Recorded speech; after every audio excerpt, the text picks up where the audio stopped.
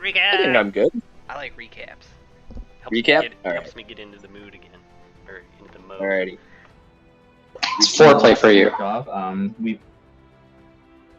We had lovely encounters in which Vitili decided he was not going to cooperate with Malazans and decided to fight them with fireballs, and that led to his eventual. From there, basically the foreplay. and then from God, that got me all mixed up. From there on, you know, he was captured in So, and all you guys kind of were like, oh, well, thank you, Malazans, blah, blah, blah. And they also rescued a bunch of the slaves and stuff. And thinking that, you know, chaining up Vitili wasn't enough, Lyle decided to imprison him in a gem with the aid of Quick Ben, which was another lovely magical thing gone awry, which was really fun. A lot of cool basically like reality bending magic coming from Lyle and Quick Ben, you know, working with the pocket dimensions and So to get Fellas and Younger back, and for Mariana there and all those other slaves that were trapped in his little dimension. Was also shown the golden, like all the hidden gold in that one dimension that Pigu made, but he never really let anybody know about that one. I think he kept that one under his cap. Oh, just to be clear, the intention was for me to put the gem with Vitili inside of that dimension. So he can probably look out and see it. Well then. I want Vitili to be extra secure. Oh, you threw That's awesome. him in the treasure hoard? That's fucking awesome. Yeah. He's like the reverse, like, oh fuck, what's the name of the gem in The Hobbit? The Arkenstone. That one. Adam? Yep, Adam, that. My push to talk is not working. I had to switch. Oh, Sorry. sorry. For a second, I thought you were having issues with your mic there again, and I was like, no. I mean, technically, I was.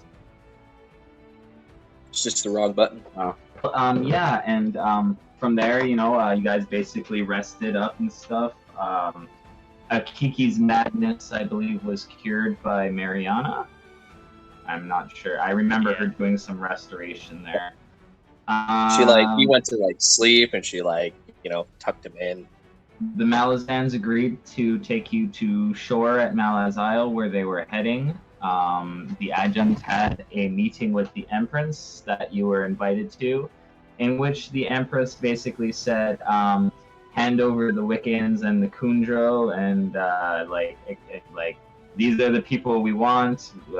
Give them to the people to basically be butchered and massacred and such. You know, come back and put down your sword and stop being a general and come join us. And you notice also that Malik Rel and Corbolo Dom were there, and they seem to be kind of pulling the strings behind the Empress.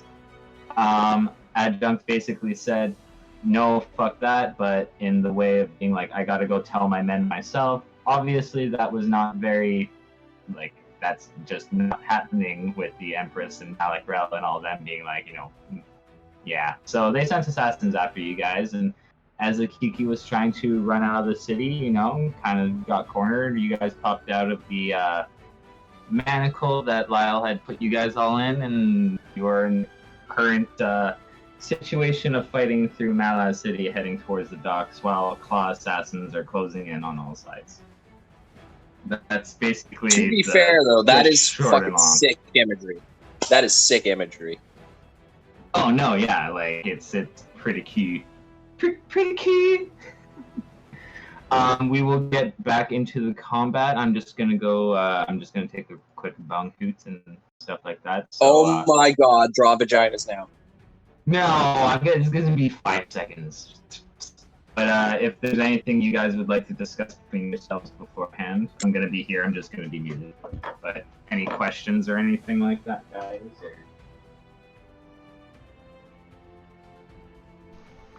No? Yeah, I guess we are gonna kill some fucking assassins. I am drawing a vagina. It's a bad one. It's okay. Mine I were swear terrible. to God. Oh no, they literally. I was like, are those are those tulips or like? Oh, they're vaginas. They're vaginas. Hi, David. Hello. How are you doing, by the way? Oh, good. Yeah, everything's good on my end. Nice. Did you ever figure out your 3D printer problem?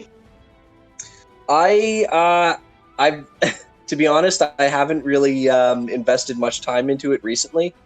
I recently agreed to direct a short show, so they're starting to, I guess, do the COVID-friendly like theater shows again for some of the.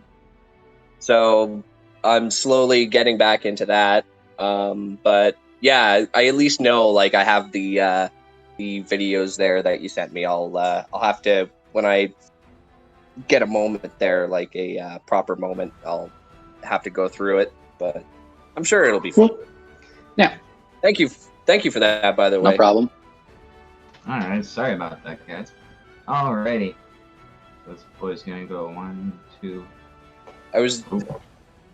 David, I was literally printing off Mariana and like on a horseback, and like that's when it crapped out. It's like, no. No, it's all beautiful. No. And then dash as his full action. This fucker coming 3 fucking streets down to fight us. Oh, well, he bonus action dash and then full action dash. So. Oh. Alright, this guy here. Blah, blah, blah, blah, blah. What shall he do? He is going to cast Ray of Frost at Kiki. It's a critical hit, so please roll a d12. And your movement is reduced, I believe, by like 10 feet or something, which doesn't really matter for you. So a 1 on the crit chart is just a second once I can find it. Exploding weapon damage, rerolling 1s or 2s. There are no 1s or 2s, so you are going to take a total of 11 cold damage. Are you is it Kiki raging? Yeah. I raged after I punched the first guy at the very beginning. Okay.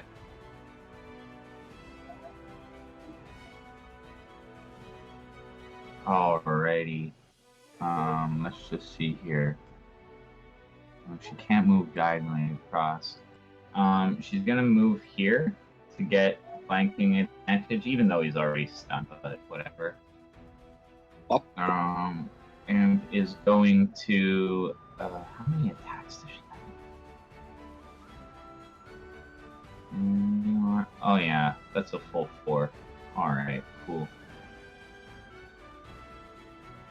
Alright, so she's going to swing at this dude with advantage 4 times. That's a crit. Ceratol longsword? Holy fuck. Just a second, I need 1 more. Oh, there it is, it's just minimized. So yeah, I need a d12 for that crit there, but let's just see here. 32, 15.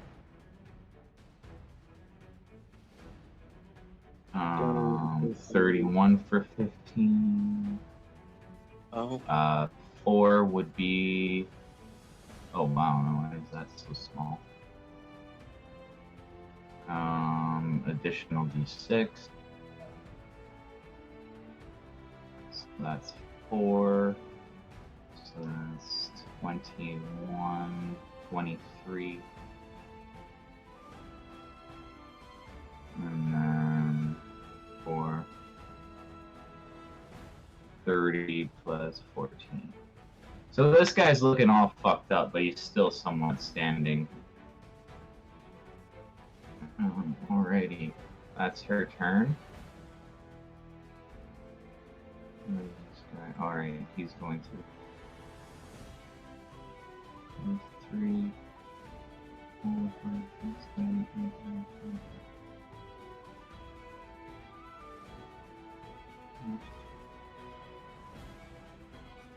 4.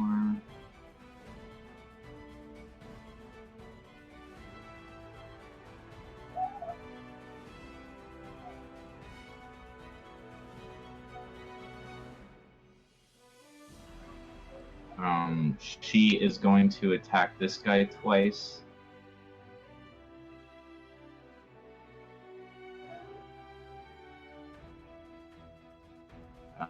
25 hits for 13, 15 misses though.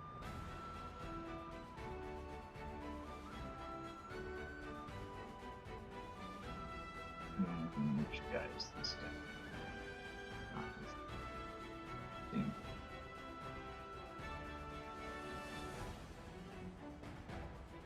Alright, so this guy is going to dash as a bonus action, and then Ivara, he is going to be targeting you with Ray of Enfeeblement.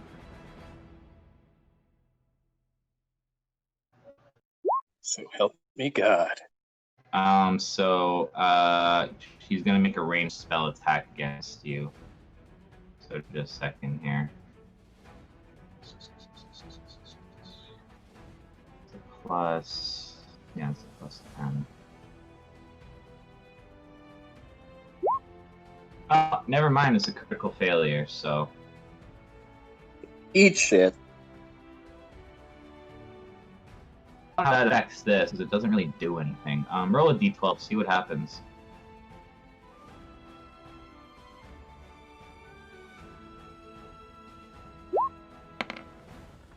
Hits the guy in front of him. I'm not sure. 7 hits self, doesn't it?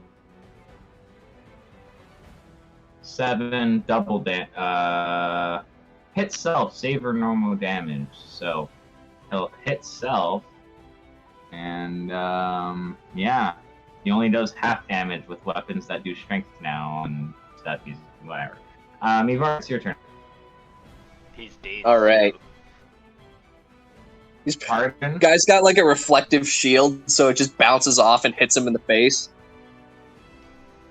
I am going to attack this cuck across from Tamber at advantage. Yeah, you'd have like a good advantage. All right. I'm gonna punch him in the face with my halberd. I'm gonna do it again. Oh, dazed next round. That's right. He is dazed. Sorry. Forgot about that. This one. So you're attacking that guy. Oh, you definitely hit him for 17.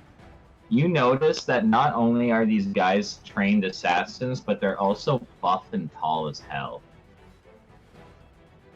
Like, it almost looks like they took, like, pro wrestlers and taught them to be assassins. It's like all John Cena. Pretty much. You can't see me. Oh, no. 33 and 34 are both gonna hit. That deals a total of 13-1. Okay. And I am going to get into my bonus action. I'm going to use a bonus action to get into my defensive position. And I am going to see if I can go 1. I don't want to leave Lyle hanging. Fuck. Sorry, Akiki. I gotta take care of the mage. I end my turn. So you didn't move into that space then? No, I didn't. No. Okay. Sorry. I was going to, and then I'm like, oh yeah, I'm leaving Lyle. Like, I know some ranges. All right. If that is your turn, then. Oh boy.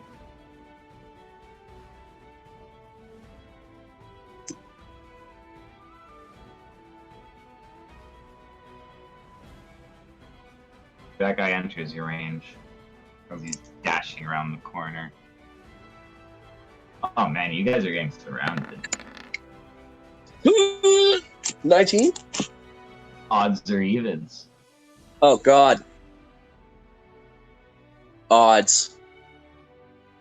Fuck, I Evens wanted it is. evens. Alright, he's gonna move in for the, like, closing the distance kind of thing, but he can attack. That's his turn.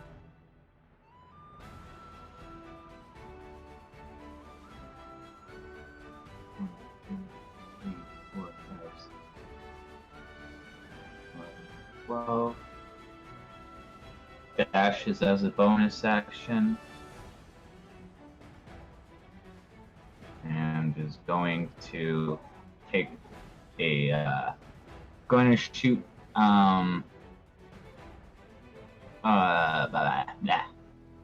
short bow at the adjunct 4 times.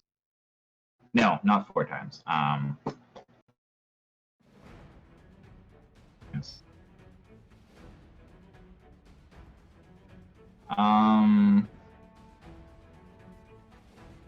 Oh shit, I don't even have her fucking HP or nothing, man. That's fucking weird. That's really weird. Ba, ba, da, ba. 21, 2, okay. So the first one's gonna hit, and an arrow sinks into the adjunct, but the second one's going to miss. So that's gonna hit her for 8. She doing okay? Yeah, here, just a second. She's fine. It's just a flesh wound. She's but a scratch.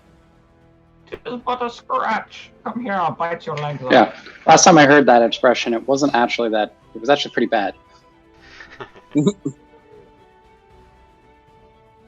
Oh fuck. And another 2 arrows are gonna come flying at her.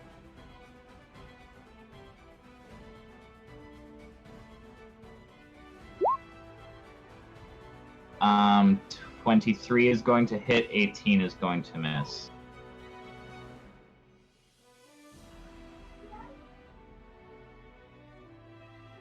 Where's that guy?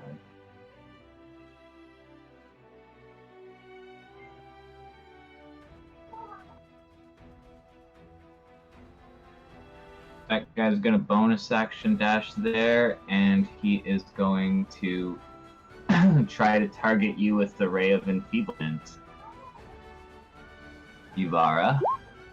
But I think a 12 misses. That's almost another crit fail. Jesus Christ, Dice Roller, you're killing me. Kill him. Kill him, Dice. But yeah, that's gonna be his turn. It's this guy here who is going to move out of your range, Yuvara. Oh fuck no, turkey. Bitch. Oh, roll a d12. You thought you were going to attacking my fucking kitty? D4 is an additional d6.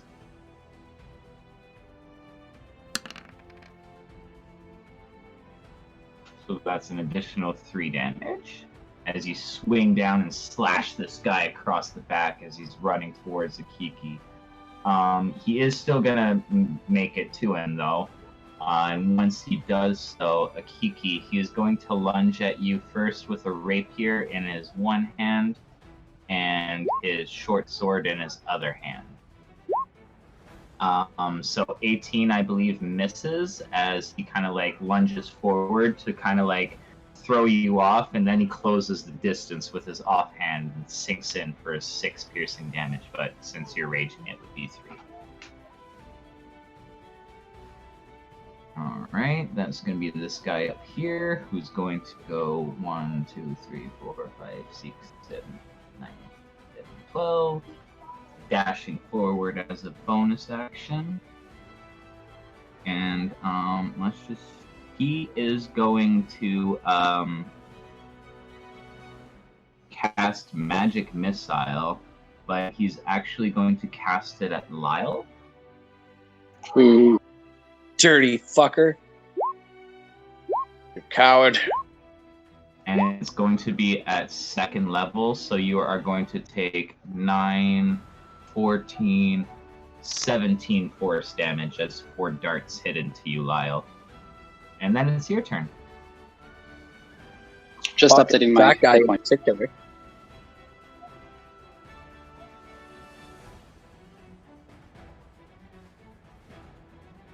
Jeez, they look tough.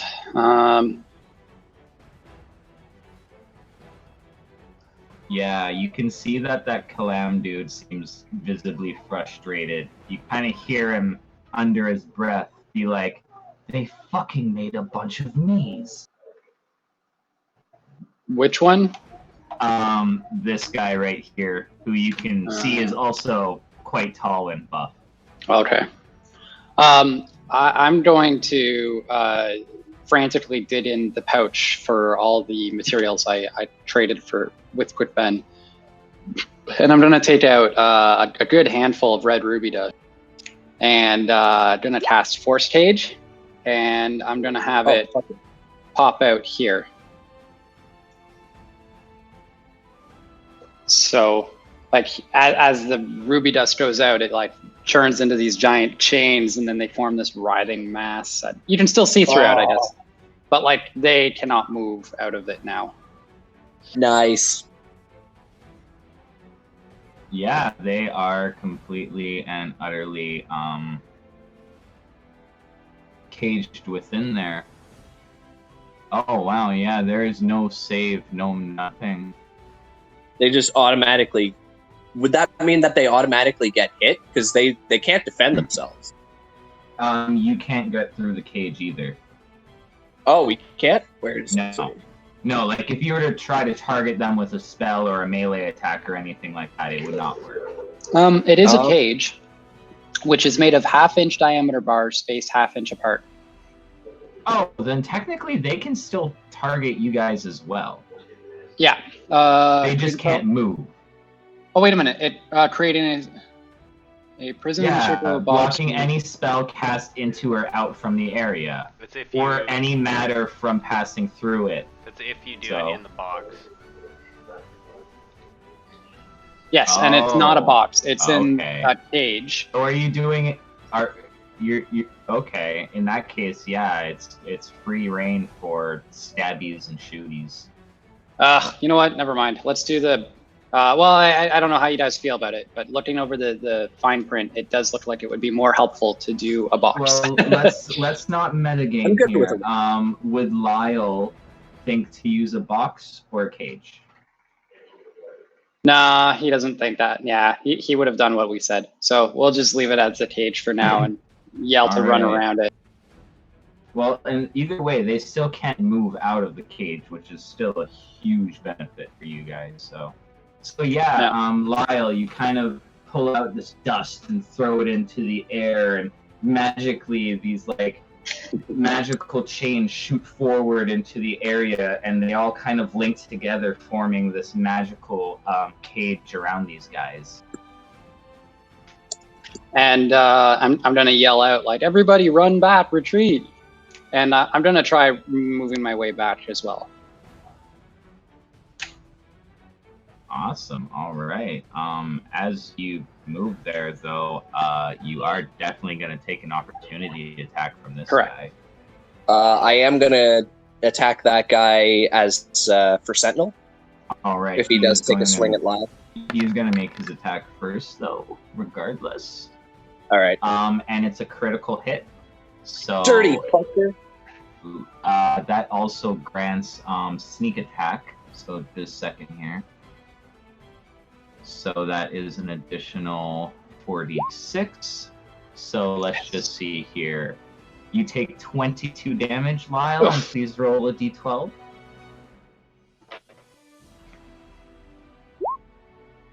So that's 10, which is weapon arm severed if damage is more than half remaining HP. Which No, I it's don't think it not. is. So an additional 2d6. So as you're kind of running away after casting this spell and telling everyone to run, you don't notice this guy kind of to the side of Ivara, and he just straight up plunges his rapier right in your back, and it is extremely painful as you can see the point coming out your sternum. But yeah. Cool.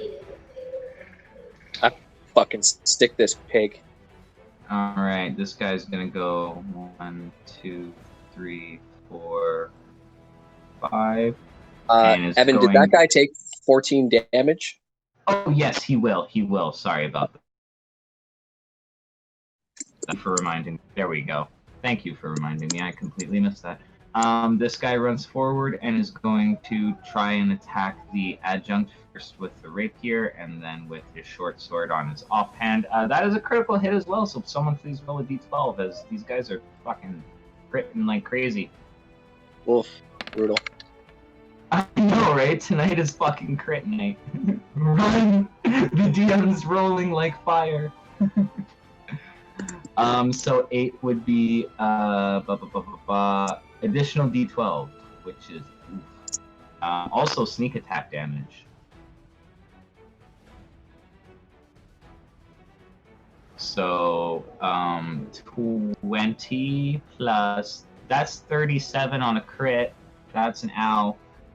And an additional 6 from, okay, that's some more, that's 43 damage on those 2 attacks. She's not looking that, ow, yeah, she's bloodied. That's his turn. Akiki, you're up.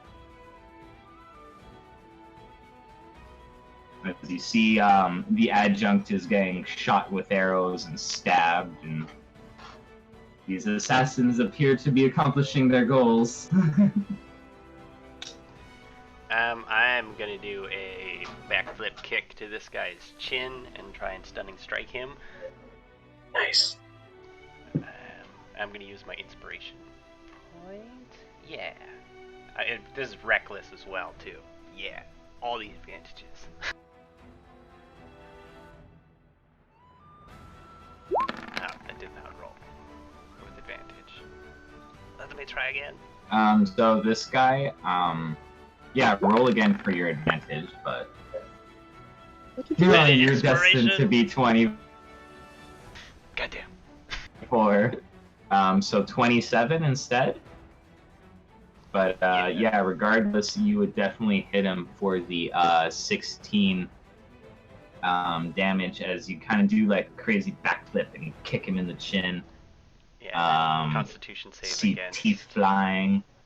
And yeah, he will make his save. Just 1 second. He is a rather large guy, so he seems rather tough, but it's going to be a critical fail as you just not only stun this guy, but knock him prone. Nice. You just hear Vara just go, yeah! Yeah, you guys just kind of see like him do this crazy backflip kick into this guy's chin. Teeth and blood go flying up from this gout as he just kind of tumbles backwards, cracking his head off the floor. He looks completely out of it. I'm then going to run around Lyle to this guy over here and just claw him up. Alright. Alright, 30 definitely hits as you slash down this guy's face, dealing 14 slashing damage. And then I'm going to Fury of Blows and do it 2 more times.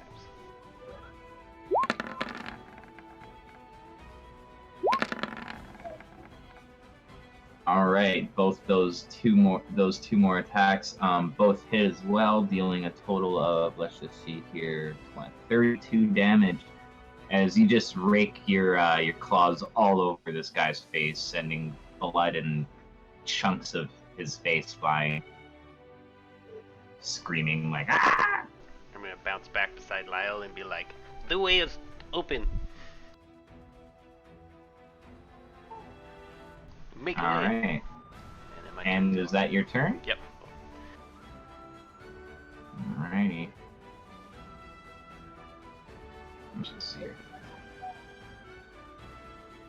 So that is that guy there. All right, just a second. I want to make the force cage here. Just give me 1 second. I want to put it to, I'm putting it to the map layer just so I don't accidentally select it instead of the, there we go.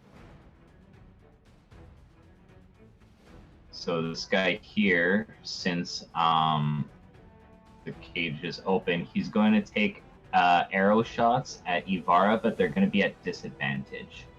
Just because shooting through the holes is still a difficult feat. So Ivara, yeah. Well, I mean, like, you're still. Sorry, trying I to was get looking through at, these small holes. Yeah, I was looking at Akiki's thing. Sorry. So at disadvantage, 24 and 23, Ivara. Yeah. So you will take a total of 21 piercing damage as 2 arrows come flying through the force cage and sink into your shoulder there. Motherfuckers. Alright, that's going to be his turn. This one here is going to become unstunned at the end of his turn. That's all he can do. This one here beside you, Ivara, is going to attack you with a rapier and a short sword. Oh, come on. They have a full health Tamble, but Hambly... You're I can't also see the past one that. swinging around a giant halberd, fucking them all up. You seem like the biggest threat right now. I have fucked nobody up. Go after the one with the critical hit? +5 longsword. Now! So, Oh, come on. Fuck off. double sneak damage is all. I forgot to do that. I forgot to do that. Please roll a d12.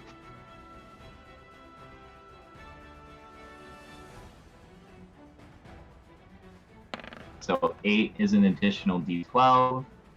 So let's just see here. Oof. 33, 45, 51, 57 piercing damage on that critical hit. And then with his offhand, he's going to attack you with his short sword. Can I possibly roll a d12 and then add my Constitution modifier to that to shorten down the damage from the... Absolutely. That You is said one 50, of your 57, You said- yeah. 57? Constitution mod. Yeah, that's a big fucking hit. Ouch. Ouchie. So you will take 49 40. damage as this guy sneaks up behind you as you're kind of facing the other people, like the guy who just shot you with the arrows, and he just sinks his rapier like right into the back of your neck, dealing 49 piercing damage, and then he tries to stab you again with his short sword in the back, but 21 I believe is odds or evens. Yep. I am going to pick evens. Odd let me down last. Feeling the rapier in your neck, you turn around just in time to dodge the short sword. And then it will be this guy's turn, who is going to attack this guy, seeing that he just stabbed you really good. So he will... Well, first he's going to... Is that the short sword? Yeah. He's going to stab this guy, taking him out. So he's down for the count. Ben is going to attack this dude. Which will also deal sneak damage. So that's... Yeah. So that is... for 50 damage as he just sinks that right into this guy's side. And then he will make, let's just see here. Another 2 attacks.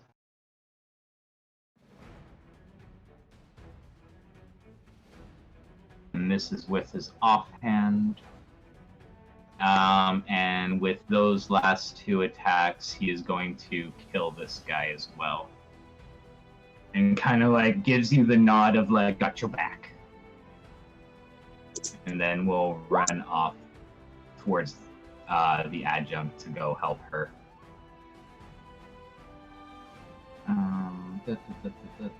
This guy is in the cage as well and is going to fire. He can't move. No, yeah, that's right. He can't move. Is going to just fire disadvantage short bow at you, Ivar, twice.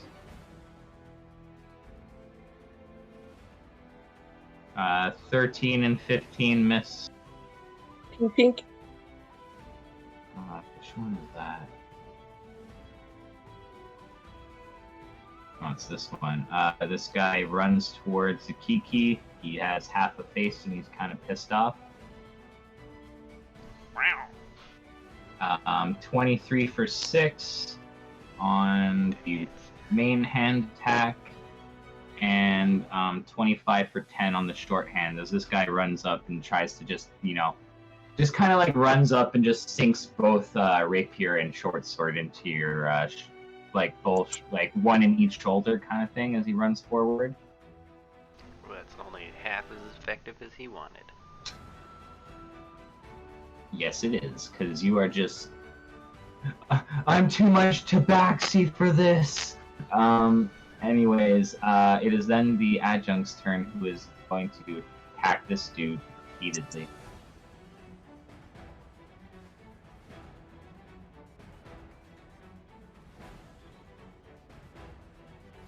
So those are all going to hit, so let me just do this 20... 39, 41, 55, 68, 70 damage as she just starts hacking into this dude repeatedly.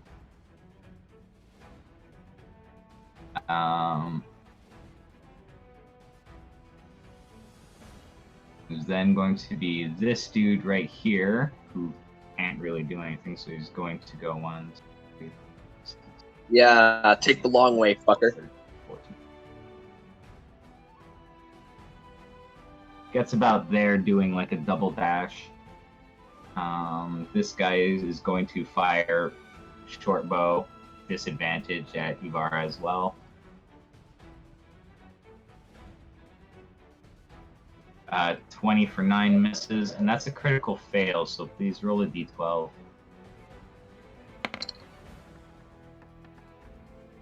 2, fall and stun next 1d2 rounds if he doesn't survive a dex save.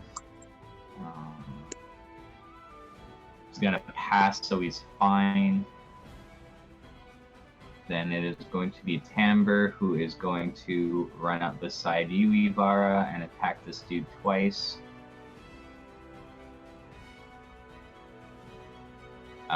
23 for 10 as she stabs into the dude, and then a critical hit. So please roll a d12.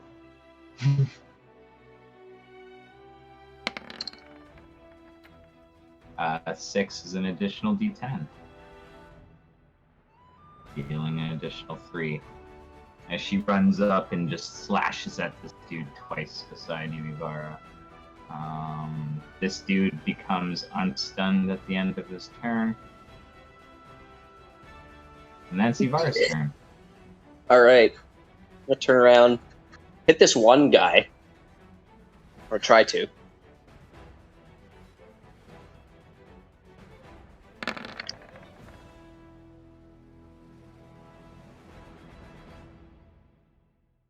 $25, 12.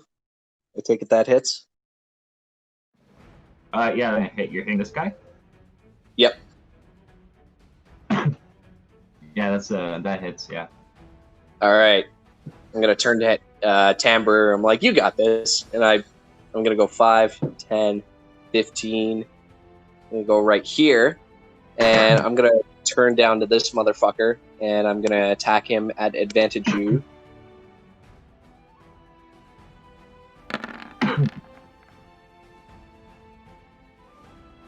All right. Thank God for that.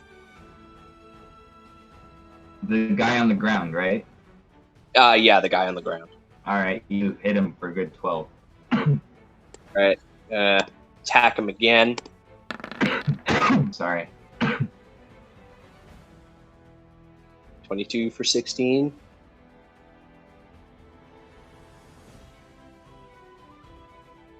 Yeah, that's going to hit.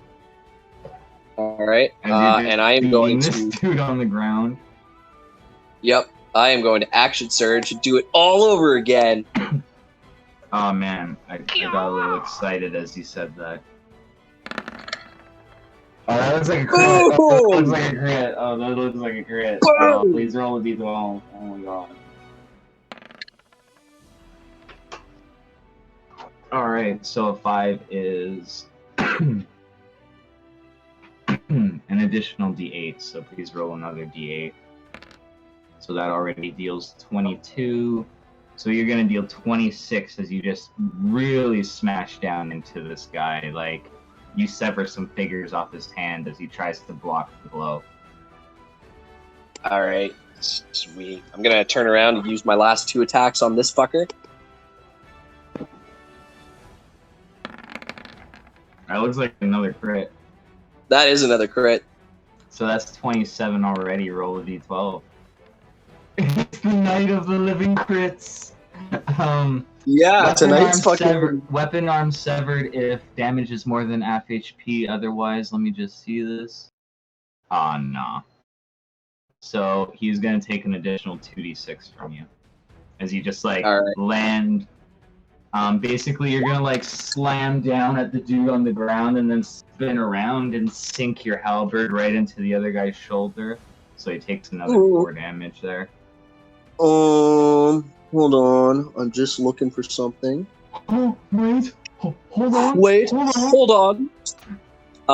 Okay, I can't do what I thought I was going to do, but I am going to attack him one more time.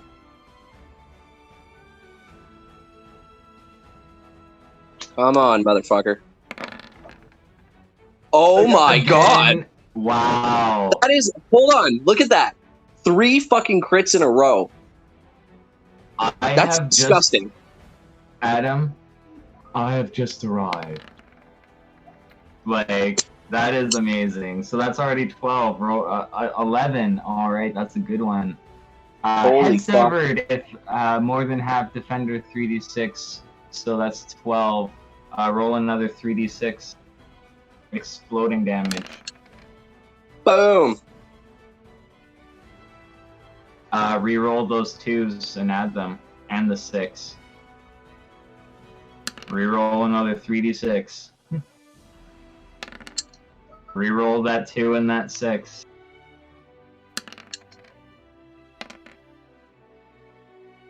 Alright, so 8, Right? 10, 16, 20, 30, 42 damage. As you just... You know I just what? End up with the goddamn... With that much damage... No, he's still alive. Fuck.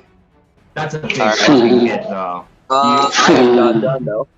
I'm going to expend 1 superiority die and drive the target back. Yeah, so I'm going to roll a d10.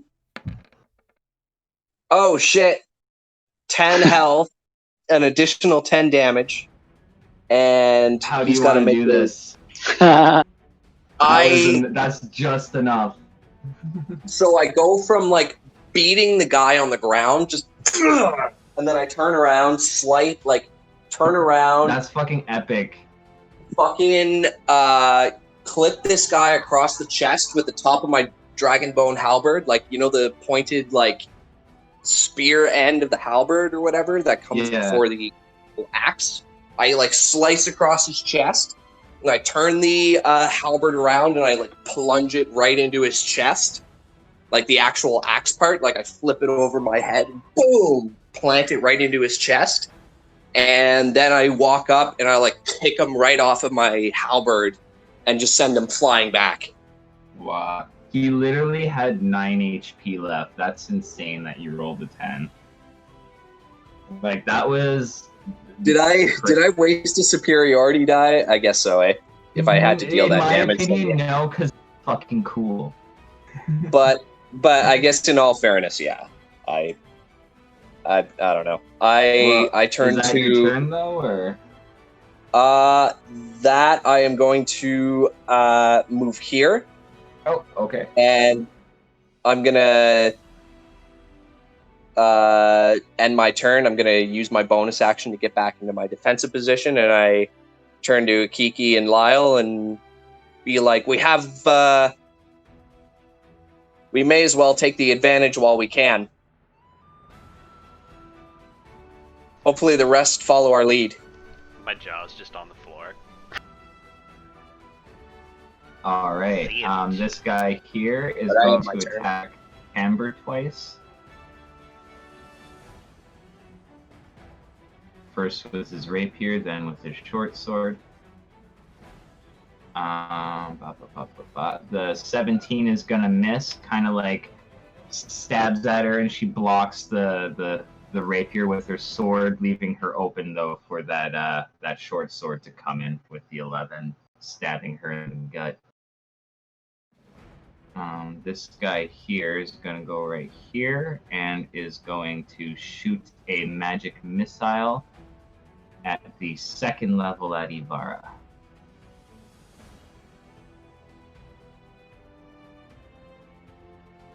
So you are going to take 13 force damage as 4 magical darts hit you, Ivara.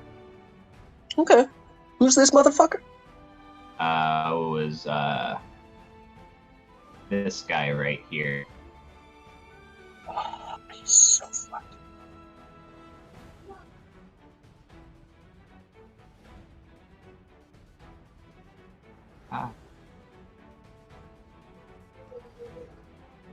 This guy runs up here and is going to try to stab the adjunct.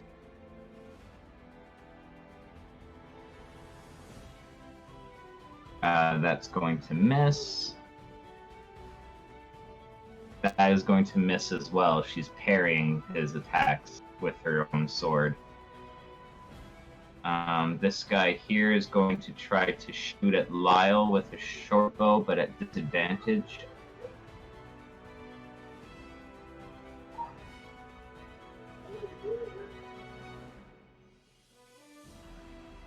$25 for 11 and 25 for 6. So 2 arrows are going to come flying from the force cage and sink into Lyle, dealing a total of 17 damage. Yep. Alright. This guy is going to become unstunned at the end of his turn. He is still prone, though. Oh, wait, no. It's until the beginning of your next turn, right, Akiki? Yep. He's Okay. fucked. This guy here is going to move right here, and he is going to. What's the range on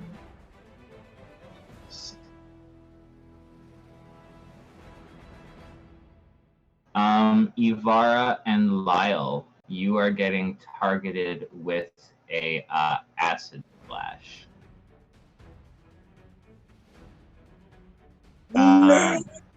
That's hilarious. Basically, it's he hurls a bubble of acid at you too. Since you're within 5 feet of each other, you got to make Dex saves or take 1d6 acid damage. So Ivara, you're gonna take 1 acid damage as well. You both are, as it's just gonna splash on you, but it's not a lot. It was a small bubble. Lyle, it's your turn. More like a kinda snot bubble. You're kind of like, ow, like there's some citrus in my eye. you bastard. I love you. Kazu. I love this spell use. Oh my god. Alright, nice.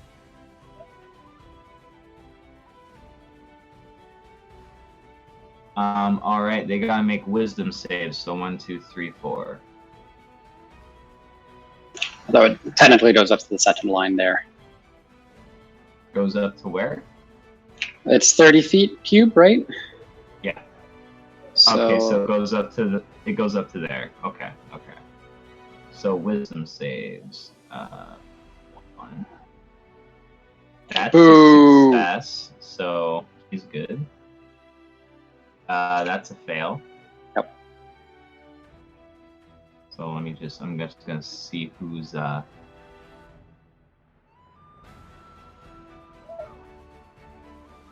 what's your DC? 19.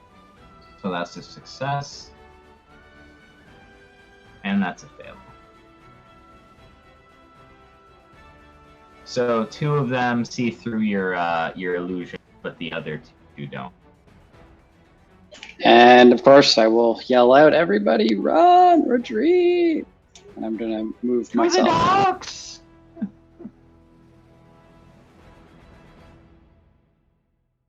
Alright.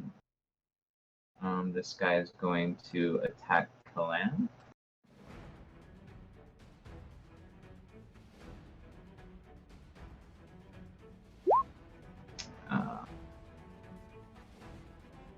That's odds or evens if someone wants to call that, please. Even, so it's gonna hit him, dealing 12 damage. He is going to make an offhand attack now. That misses, and Akiki, it's your turn. Okay. So this guy comes unstunned at the start of my turn. But he's still prone, so that's awesome. Lyle only made it to there. Yvara's the big girl. I'm just gonna move around this guy, hopefully. I guess it's kind of tight. I'll just run up the wall. Fuck it. I'm gonna run up the wall, jump down, and I'm gonna grab Lyle. That's awesome. Ideally, I'm gonna scoop him up like a princess. Oh, nice. I'll allow it. And I can move a lot more. He halves my movement That because makes sense. he's heavy as shit. So I'll use my feline reflexes and double my speed, and yeet! We'll be 30 feet off the map. Nice. Akiki is out of combat and running towards the docks. With Lyle in my arms. Oh, with Lyle. Okay, and Lyle is also out of combat. Thank you. And yeah. This guy is in the cage and is going to shoot at Tamber with disadvantage. As I run away with Lyle, I'm gonna say, I don't know how I feel about helping the Melazans. They wage war everywhere. But I feel bad leaving them behind, as I'm just like running. Kalam You is do gonna- realize I'm While you're Malazan, running? right? Yeah, we're having like a nice conversation. He's not bouncing too much. You do realize that I am also. Whoa, that was Ooh, fast. that's a critical Hello. fail if someone wants to roll a d12 for him, please. And he trips on his cloak. Oh, shit. Ooh. 7 is hit self save or normal damage, half damage if save successful. Dave next round.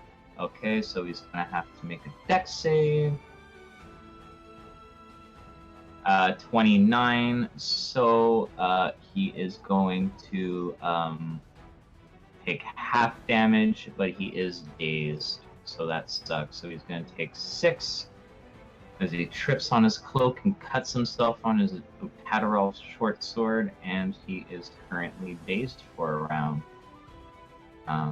This guy is in the forest cage and is going to cast Scorching Ray at Ivara. So There's let's just- two guys in front of him. Fuck off, Evan. Well, you're there. He's gonna shoot you. Just a perfect straight line, you know. It is at disadvantage though, because it's through the cage. So 24 for 5 fire, 22 for 11 fire, and that's a critical failure. So please roll a d12. Oh, I'm gonna get this fucker. I'm gonna get him so hard. One is slip or fall and stun next round. He is fine. It is now the adjunct's turn, who is going to disengage and go 1, 2, 3, 4, 5, 6, and kind of look at you, Ivara, and give you this look that says like, fuck, but also like, thank you so much. Oh, she's like leaving me?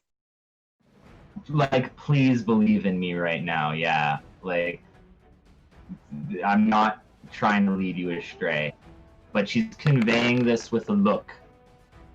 Yeah, that's right, opportunity attack. Fucking cut her up. Yeah, fuck this bitch. 1, 5. Is hypnotic pattern only when it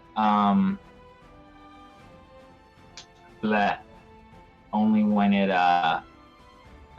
each creature in the area who's, so it's only when it is cast that it affects people. So if they walk into it afterwards, it's or yeah. If he walks into it, he has to make a save. So okay. No, the pattern appears for a moment For an and instant. vanishes. What were you saying, Matt? The pattern appears for a moment and vanishes. Each creature in it at the time. Oh, okay. Then he is fine. He is going to get there, and he is going to cast a firebolt at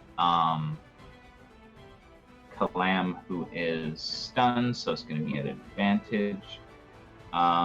It's going to miss though, regardless. Just here, this guy's in the force cage as well. He is going to take a pot shot at Kalam. But since he's stunned, it'll just be normal, because disadvantage plus advantage just cancels out, so. 22 is odds or evens if someone wants to call that. 25 is going to hit for 8 regardless. Evens. Odds. It's going to hit for 9. It is going to be Tamber's turn. She is going to try to fight this dude. Attacking twice. Missing both times. This guy's in the cage, is going to fire at Tamber with disadvantage. Sorry if I'm going like super fast here, I'm just trying to more get to you guys. 21 is going to hit for 10. 12 is going to be a critical failure if someone wants to roll a d12.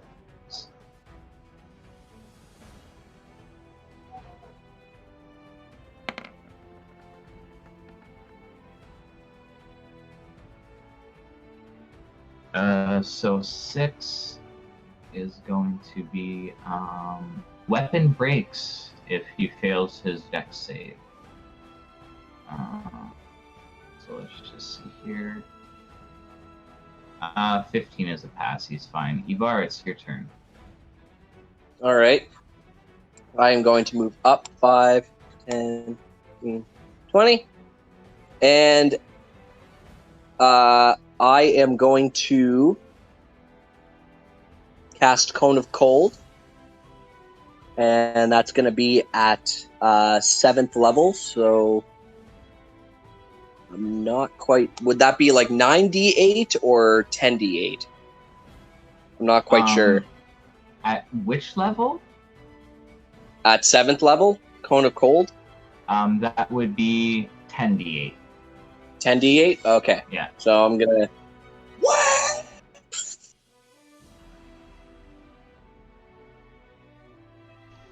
and going you're into the casting force that cage? poop. Yeah.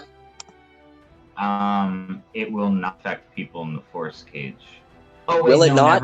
never mind. No, it will. That's right.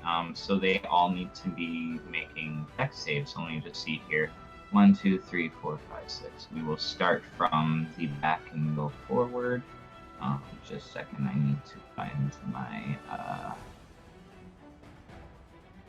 here we go. So blah blah blah blah blah blah blah.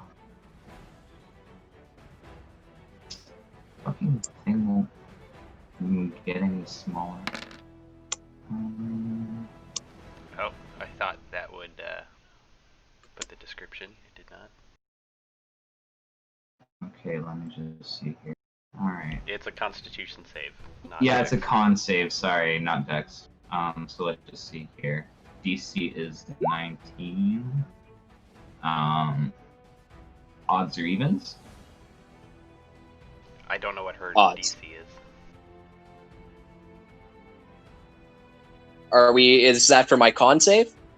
What's your DC for spellcasting? It would be intelligence, so it would be 8 plus your intelligence plus your proficiency.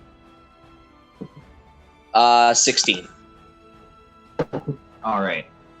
So that guy's gonna pass. And he is going to take let me just see here. So 58, 62, 31. So that's half. What the fuck? My shit's so fucky. Just a second. I gotta reload, guys. Roll20 is doing that thing where you click and it like selects what's a little bit like left of where you click. I don't know if that's ever happened to you.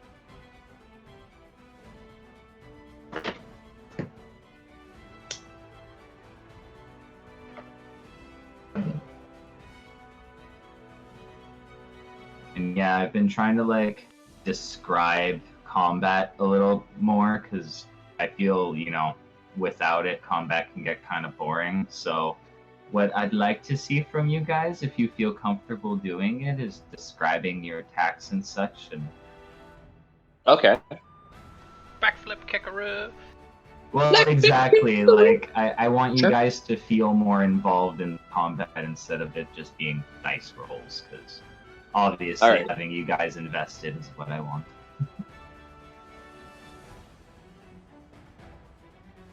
I care about your experience, yo.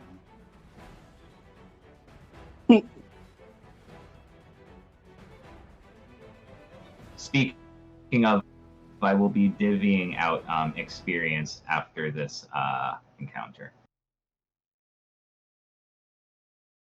Did that guy die?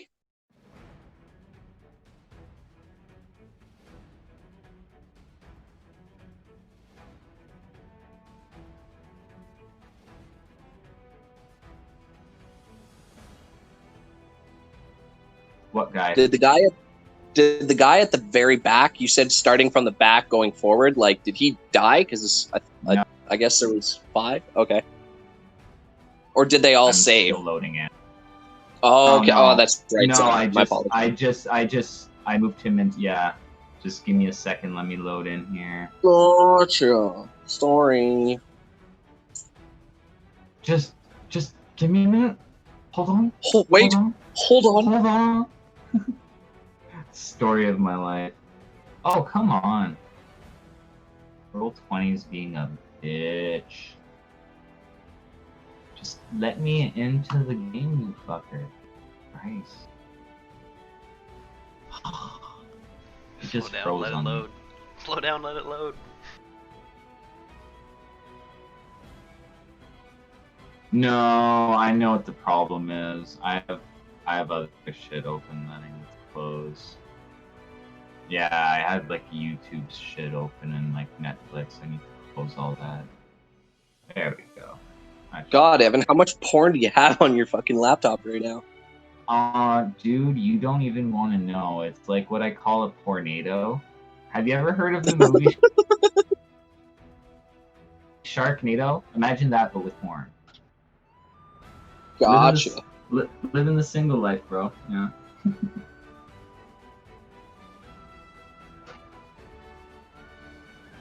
Oh, I don't know if I told you about that. Did I tell you about that, Adam? I think I told What's you about this? that.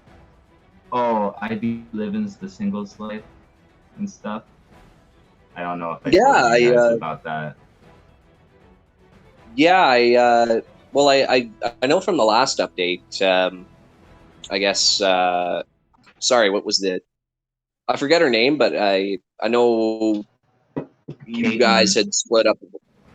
Yeah, It yeah. wasn't Caitlin. It wasn't. It was your girlfriend from. It wasn't Caitlin. It was or it was a girlfriend before you moved in with Caitlin, I think. Anyway. Yeah, her name was also Caitlin. Oh shit. Okay. Yeah, That was the latest update. Yeah, I was dating a girl named Caitlin Pops, but I live with a girl named Caitlin Harrington. But I call Caitlin Harrington Cat for reference ease. Okay. But yeah. Oh All man, I asked a girl out on like the first date that I've asked. Like, it was my first time asking a girl out in like since kind of thing, and I got turned down. I felt rejected. It was sad. That's all right, buddy. Happens. In all fairness, though, she had a very good point. She's like, "Are you sure? Like, you're not just asking me out because like you're lonely and stuff? Like, I don't want to just be like a rebound." And I'm like, "Okay, no, fair." Alrighty. Slowly getting back in here. Just like Matt said, let it load. But yeah, how are all of you? I mean, Adam, Matt, we kind of talked yesterday, but David, how are things? Things are good. Can't complain. Sorry to hear about the change in your relationship status. I mean, it is what it is. I mean, you kind of just like, I don't know. I've been trying to be Buddhist about it, if you know what I mean. Like, nothing lasts forever, so you can't expect it to, kind of thing. Like, you just kind of got to move on. Sounds healthy. Yeah. Sorry, I'm just like getting all my fucking shit out here.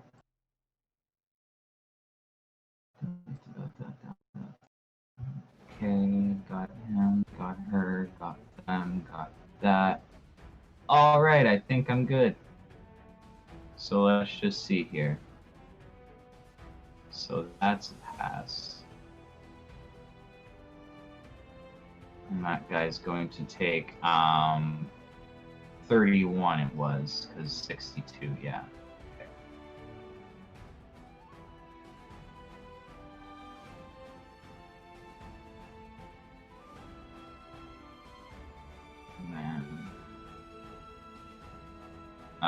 So that's going to be double damage, so that's 124. Ow. Jesus.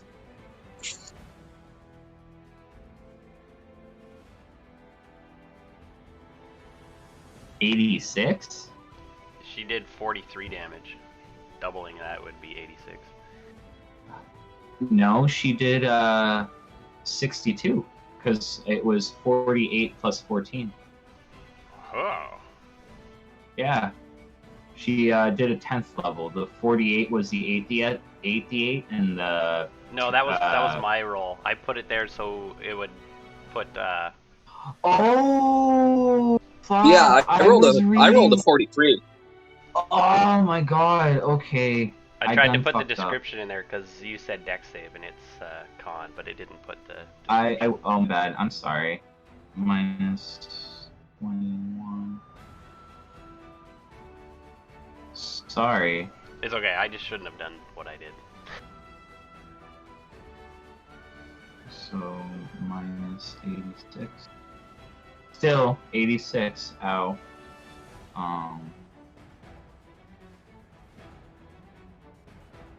17 passes, 21 passes, so that's 21. 21. And that passes well. So pretty much everyone except for that crit fail is going to pass. But yeah, you can see that you've done quite a bit of damage to them. Did I also hit this guy? With the oh yeah, that's right. Sorry. Let me just roll for him. And I'm also not done my my turn. Whenever. All right, so he is also going to take 20 half damage. So they're all getting all fucked up. And then yeah, what we All right, do? and I am going to. I'm going to move this way, and I'm going to expend another action surge. As I'm moving by Adjunct Taborn, I you know how she said or tried to give me a look of I'm sorry and thank you. I'm gonna walk by her and I'm going to mockingly kind of give a curtsy, and then I'm going to use my action to double my movement speed. I'm gonna go. Hold on one sec. Sorry. Flip the birds. Oh, sorry. One sec. That's a wall. So I got to do that again. So 40, and I'm out of the map. All right. Fuck that bitch. Start the boat! Start the boat! It's okay, by the time me and Lyle are there, even with me carrying them, we got days. Well, since you guys are all off the map there, I'm going to fade to black on this.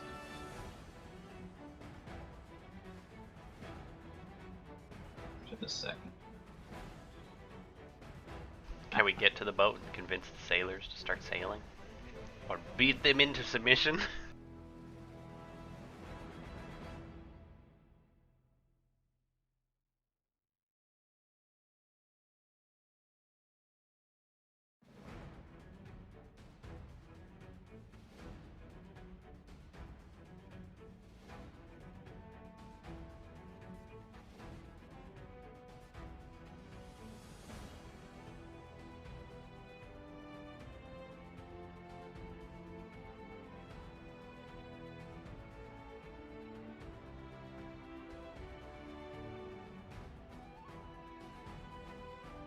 So you can see that the mob is still encircling the ship, and you see kind of Mariana up on deck with a bunch of other soldiers who are all like, "Get back, get back!" And Mariana, give me a perception. Not Mariana, Ivara, give me a perception check. All right. Sorry. One sec.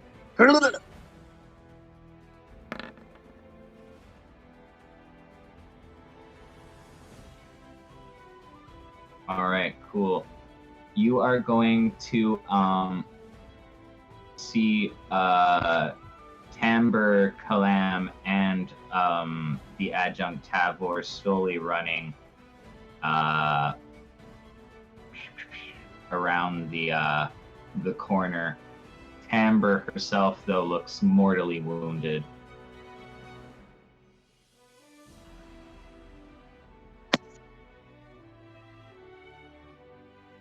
Like you're surprised she's still standing. Yeah, I usher them come on, we gotta get going. And yeah, you guys all kind of, I guess, run towards the boat. And when you guys get to the Whoa, do we have to go that way? It's the only way to really get onto the boat, unless what do you propose? What do you guys want to do? Yeah, what do you guys want to do? I can fly. To, where you are. And walk on water. And walk on Say water. what? And I can jump 36 feet, so... And you can walk up walls. The most So direct really, you path can go for anywhere me. you want to go. Yeah, the most direct path for me is definitely the one I want to take. I'm not running through a crowd of people. Well, what do I'll you just guys do? jump to the boat. You're out of combat, so you guys can act freely right now. But keep in mind there is an angry mob who would likely attack you given the chance.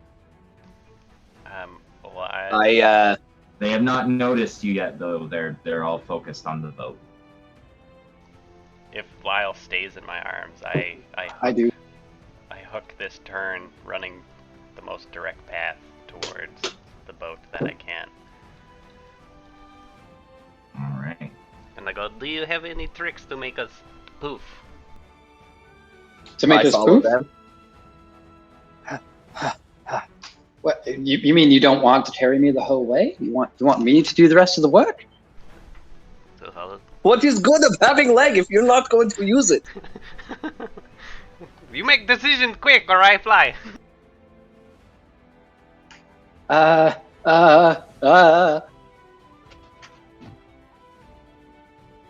Angry people. I don't know how fast. I'm not good under pressure. These are like little huts.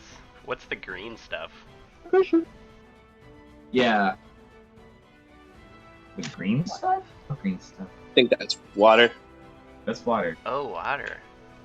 Oh, okay. Oh, easy peasy then. Yeah, I can just run out onto the water. Jesus fucking Christ. I have to calculate my movement though because he halves me. Wait, and I'm gonna be like, wait, Titi, can you take someone else perhaps? Because I could poof another person onto the ship. I put you down and I like hold my arms out ready to catch Yubara. Aww. Lyle, I thought you guys were gonna have like in the arms of the angel moment, you know. In the arms of the angel. I jump into Ikiki's arms. Kitty back. So I assume she halves my fucking movement, makes everything difficult. If she gets onto my back like that, Oh fuck yeah. can I use this as many times as I want? I can. Sweet. So since I stopped to let go of Lyle and waited for Yavara to jump on my back, I'll use feline agility again and just run across the water and up the boat and onto the boat. Lyle will come down to the others and be like, so I could teleport one at a time onto the boat, but really I could only bring one of you with me. Alternatively, I could transform into a giant eagle and ferry you, but ideally you would have a way of getting onto the boat yourself. We will be fine. Kalam and Tamber, they're gonna look at each other and they're gonna say, take the adjunct. And Kalam is then going to begin sprinting this way. And he is going to make a jump. Burioso Korea!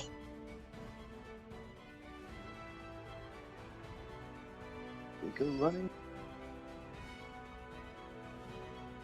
Oh yeah, he just yeets it and lands like next to a Kiki.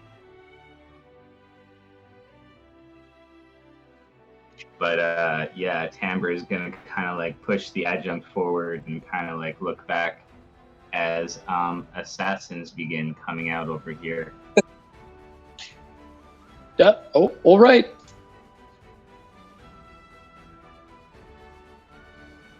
I'll just like come out of a door that like happened to be a door on the boat.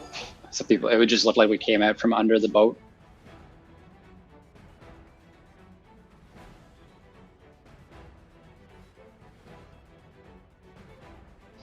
All right, cool. So you just kind of like pop out on the boat kind of thing? Yeah, exactly.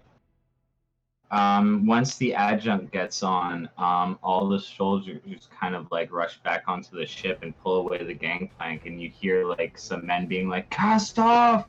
Cast off!" And everyone give me perception checks, please. Yo, they just left fucking Tamber behind? Yeah, can we like throw a rope or something? Yeah.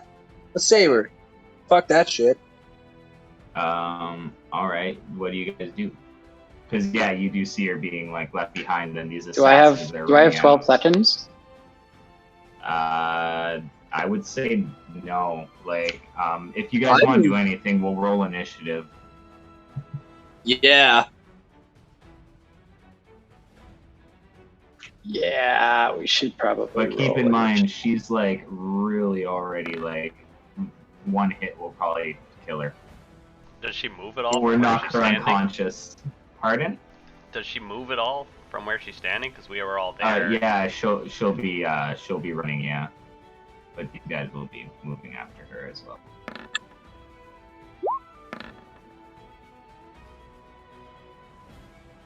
Mariana's going to join this one.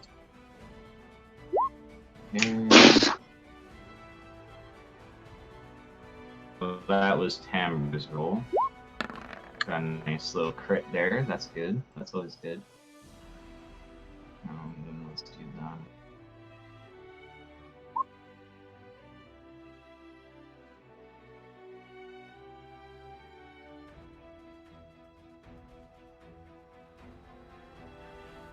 Mariana, feel free to join in as well. Yep, Mariana rolled a 10, and Ibarra rolled a 14.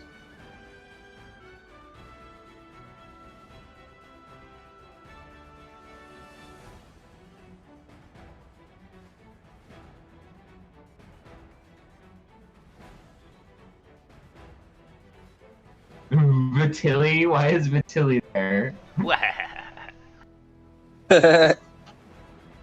He's like rolling around in the gem pile, or like the gold pile. Yeah.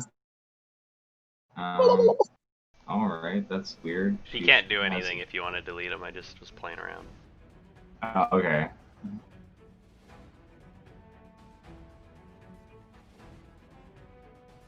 Alright, well, it's Tambra's turn, and she's gonna go 1, 2, 3, 4, 5, 6. Get there.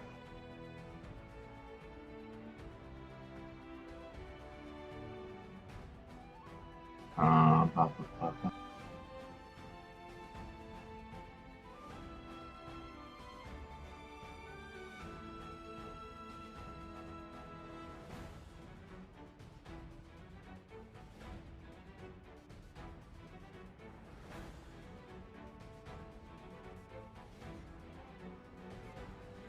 Ibarra, it's your turn. All right. So who said cast off? Just some like captain-looking person. All right. Like, just a soldier. I say belay that. We got one more. And I'm gonna go. Jump smiles at this.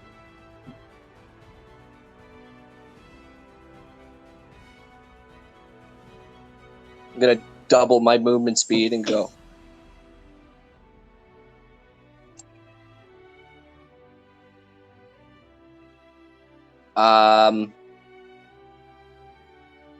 Actually, I'm gonna move back one, and I end Ibarra's turn. All right, Mariana. Oh. Oh wait, no, she got a 10. Mariana should be a 10. Yeah. That's weird. Let's see here. Sky.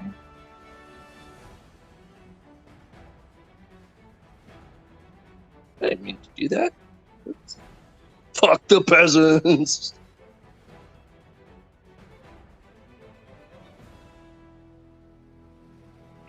Just take out like 10 of them in a row. Start reeling in the ballista bolt again. Lyle, you're up. Sweet.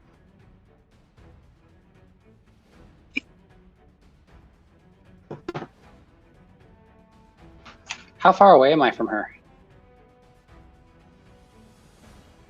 65 feet, it looks like. Okay. I am going to cast Demiplane again. 60 feet away on the dock, like just right on the dock floor. And I'm just going to yell at her like, go through the dock! Go through the dock door! Go through the dock door! All right. Mariana, it's your turn. All right, I am going to. Sorry, one sec. I'm just figuring out what I could do to help her out. Fuck the peasants. Call lightning. I already called lightning on top of one little girl. I don't think my track record is too good. Fuck. Not wrong. Not wrong. I like to think I feel justified, but at the same time, I killed a little girl with lightning. But Dude, shit. it's Okay. fine. It's fine. She Yeah, was a one sec. teenager. You're good.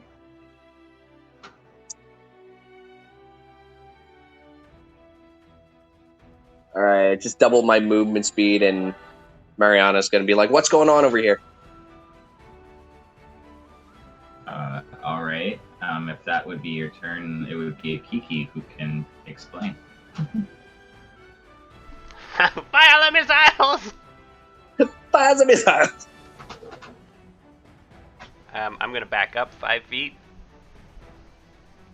And then I'm going to run 10 feet and jump.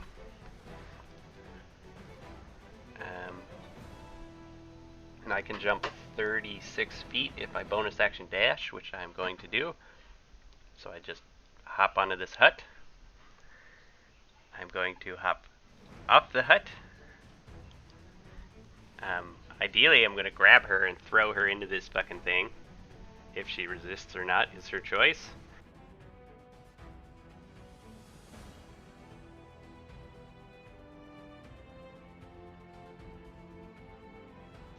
I'll roll for it then.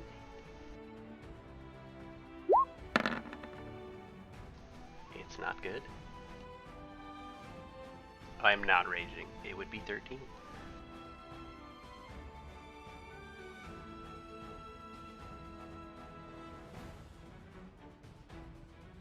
Oh, sorry, I was muted. She's not resisting. Sorry. You don't have to roll for it. My bad. Well, I grab her and we jump into this thing. All right, you do so. You guys are out of combat.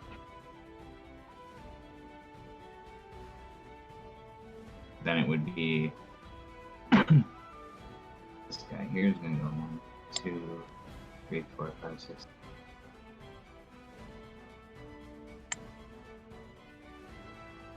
Gets there. Let's just see. These guys are gonna kind of just, yeah, they're yelling at you. Rabble, rabble, rabble, rabble. When does the door disappear? I was gonna dispel it. You'd have to do that on your turn. Correct. That's why it's still there.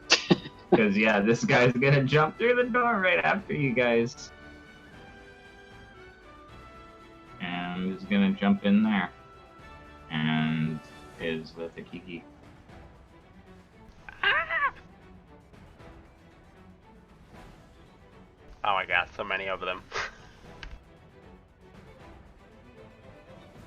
This guy is going to shoot a magic missile at Lyle.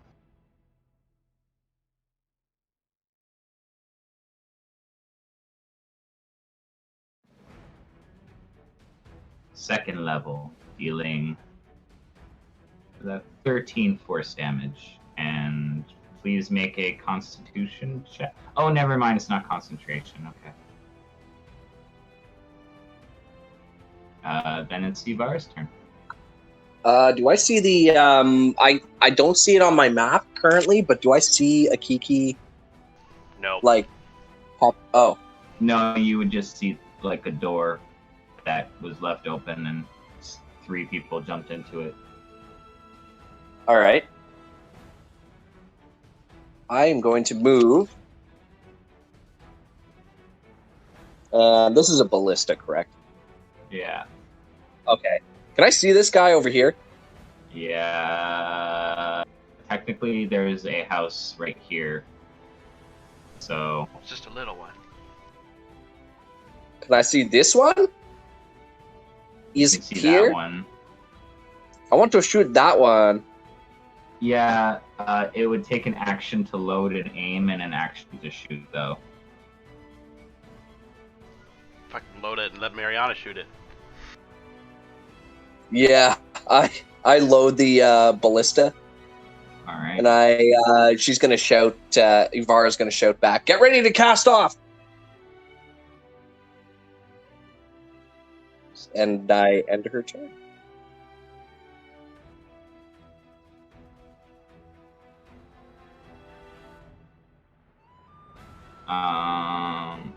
That guy gets there, and let's just see.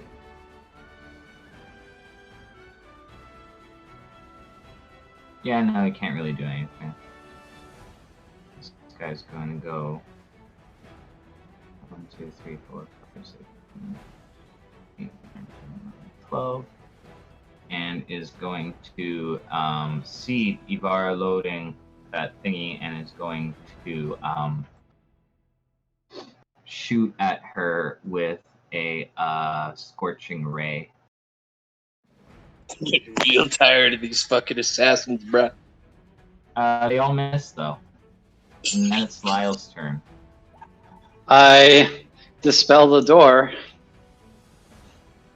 And I Cool. take a big gulp, being like, "Oh, I hope you can handle that."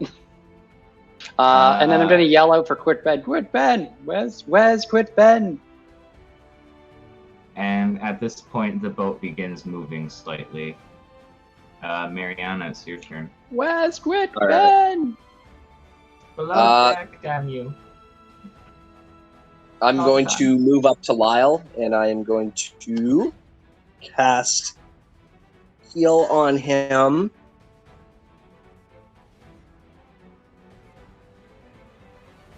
Nice. Noticing that Lyle is gravely injured, Mariana, like, as he's like trying to run away, Mariana like puts a gauntleted hand on his shoulder, and it just casts heal over him. How much would And it? she's gonna be like, "Let's try and get you away from the railing." And I'm going to try and hopefully, if he doesn't contest me, I'm going to try and pull him away from the railing. Wait, where are you pulling me towards? I'm. Is this way safe or this way safe? Okay, that's fine. I won't contest that. Like, I'm trying to get downstairs. I'm trying to find Quit Ben. So as long as you're not preventing me from doing that. Yeah, no. She's just trying to pull you away from the railing Sure. so people aren't like, shooting at you. But Sure. I'm gonna move you 5. How much healing do I get? 70 points. HP. 7 what? Just 7? 70. 7D. Ooh. Yarp.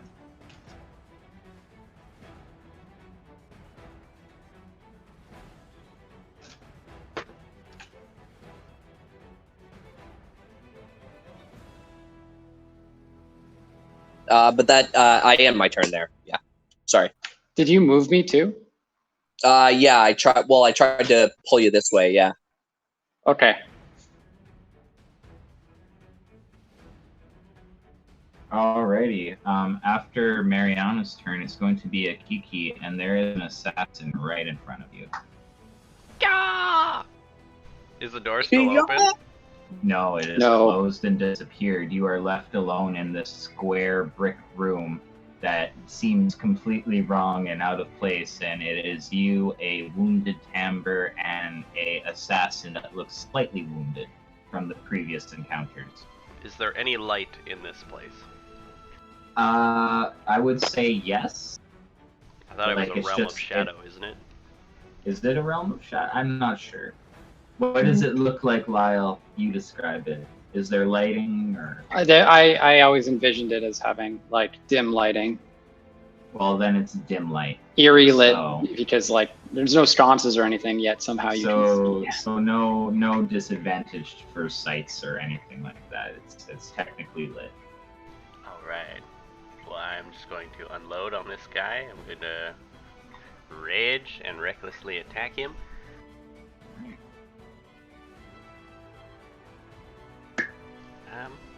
We'll whip out the nunchucks for this. Nunchuck. Alright, 25 is definitely going to hit for 14. Oh, plus 2. Oh. For rage. So 16. That hits for 17. I'm going to spend a key point for a stunning strike. So he's got to make a con save. Yeah. He fails, he is stunned. Fails. So I'll Fury of Blows and hit him 2 more times. Alright. I'll go with some fucking roundhouse kicks. That's going to hit for 16. And a flying knee. Flying knee. And that will hit for 20. And I'll be like, get the back.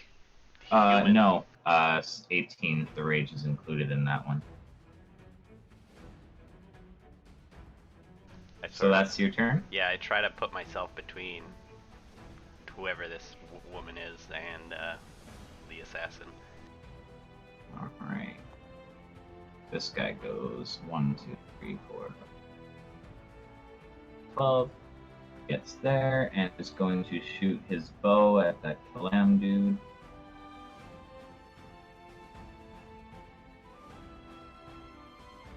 They're both gonna miss though. Rabble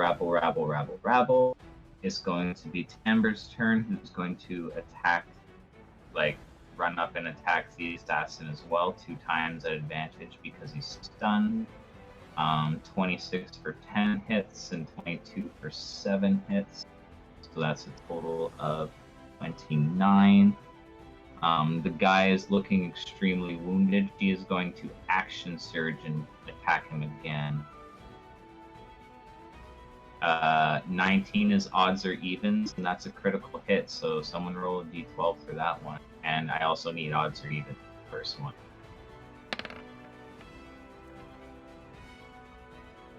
So 2. Is no one going to call odds or even? Odds. Odds. Alright, odds it is. So let me just see here. 12. Then we roll an additional d8. So then that is already... He's already dead.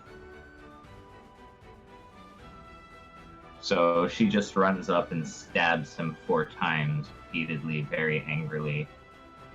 And yeah, that guy is going to go 1, 2, 3, 4, 5, 6, 8, 9, and is going to try to jump onto the boat.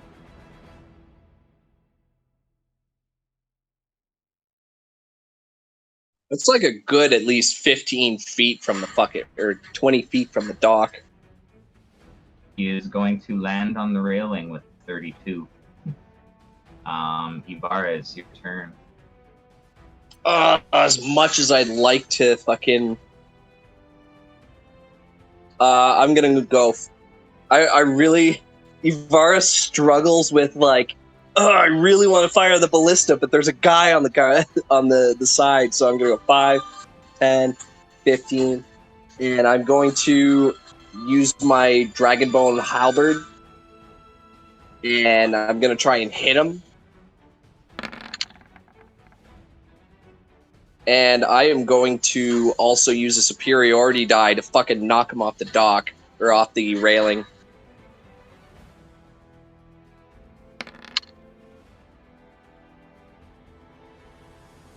So he takes a total of 13 damage. And he's got to beat a DC 20 strength save. So he is going to fail and get knocked back into the water. Bitch! And at this point, the sails unfurl and the ship casts off, and you guys are out of danger. for now. And we will go to the world map. I rush to find Quick Ben. Quick Ben! Quick Ben!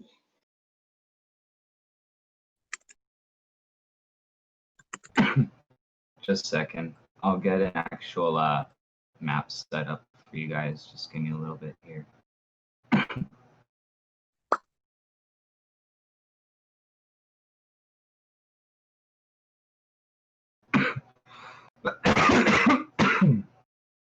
Sorry there.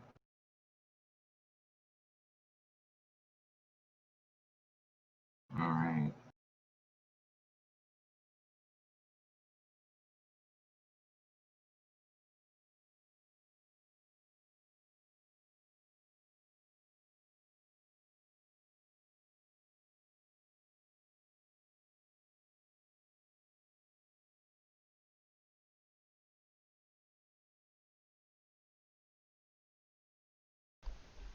I turn to the lady who's with me and I go, "Hello, my name is Akiki and I do not like you." And I like shake their hand. Oh wow. She goes, Timbre. In that case, you don't have to speak to me. That is It your seems corner. like we are only.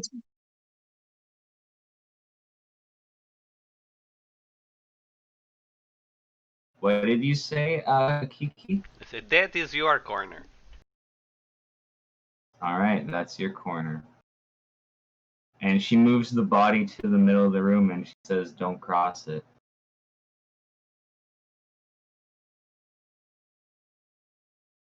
I changed my mind. I like you.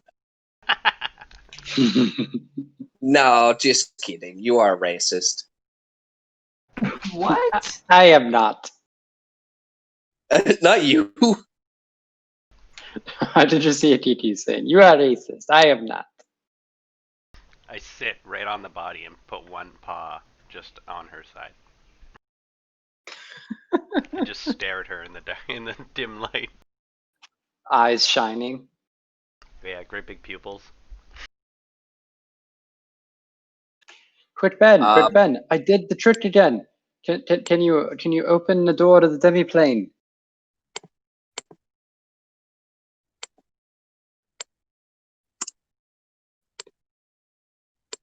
Just a second. I made a little area there for Kiki Ho.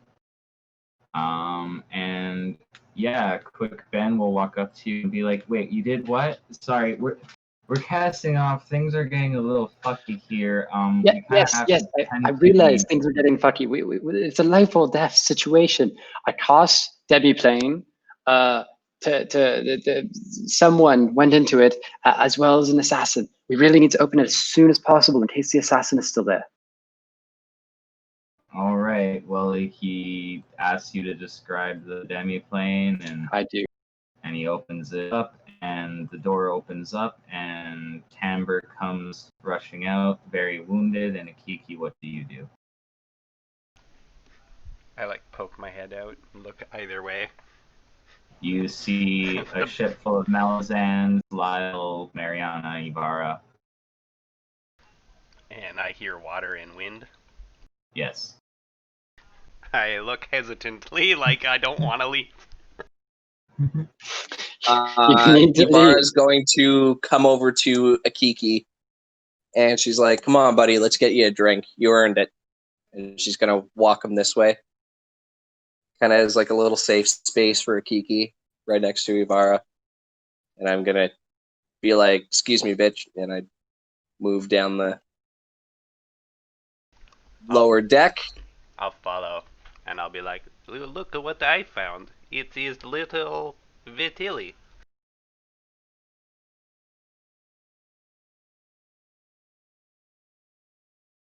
Does he have the gem, or I mean, I wouldn't have given you guys the gold stash because, like, then Quick Ben would know where all the gold is. Oh, you So put us I somewhere was- else?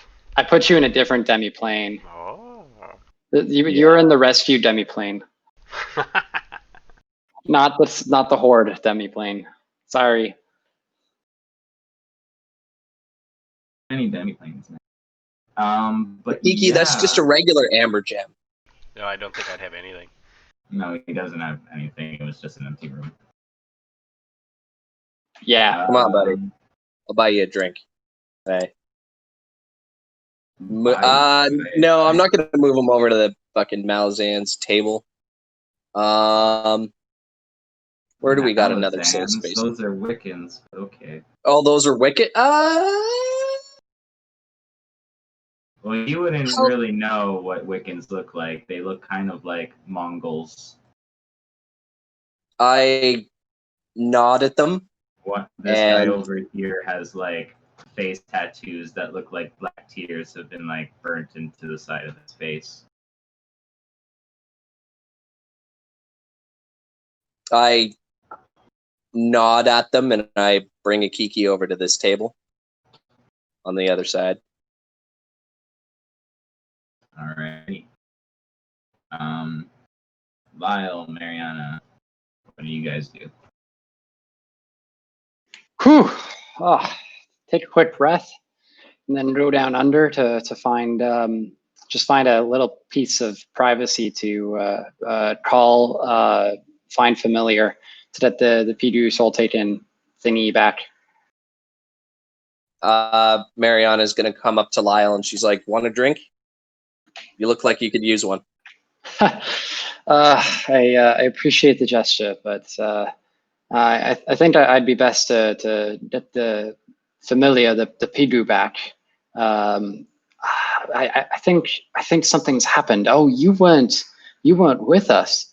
Ivara mentioned that Pidu and the Free Empire were quite close, and we learned that there's Malazan ships approaching.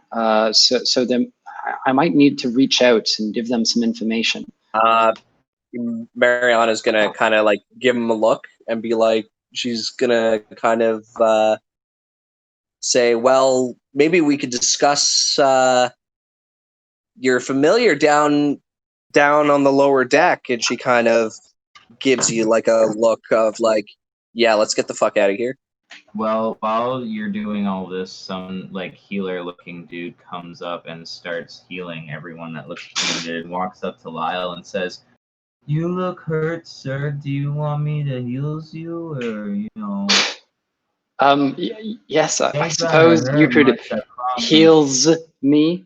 Okay. Do you not know how to speak English or common? Sorry. Mama said I wasn't always the brightest, but Grandma. Are you Grandma sure taught you me can how- you can heal?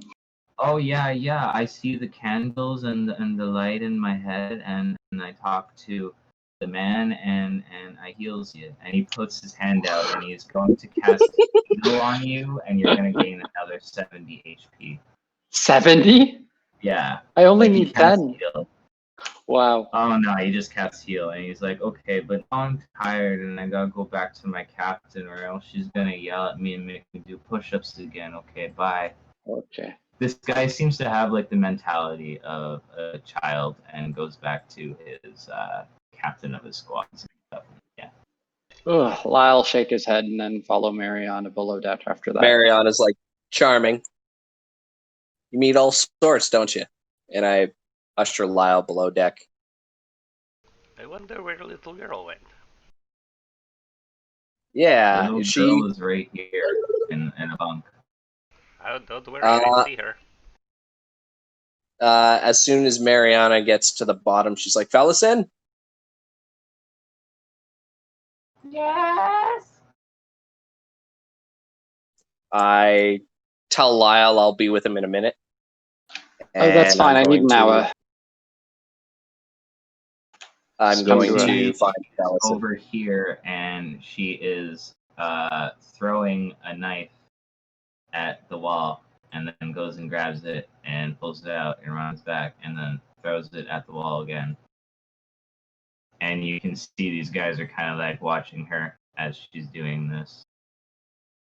Who taught you that? Oh, one of the Wiccans, they gave me the knife and said that every person needs to be protected no matter what, and they taught me how to throw.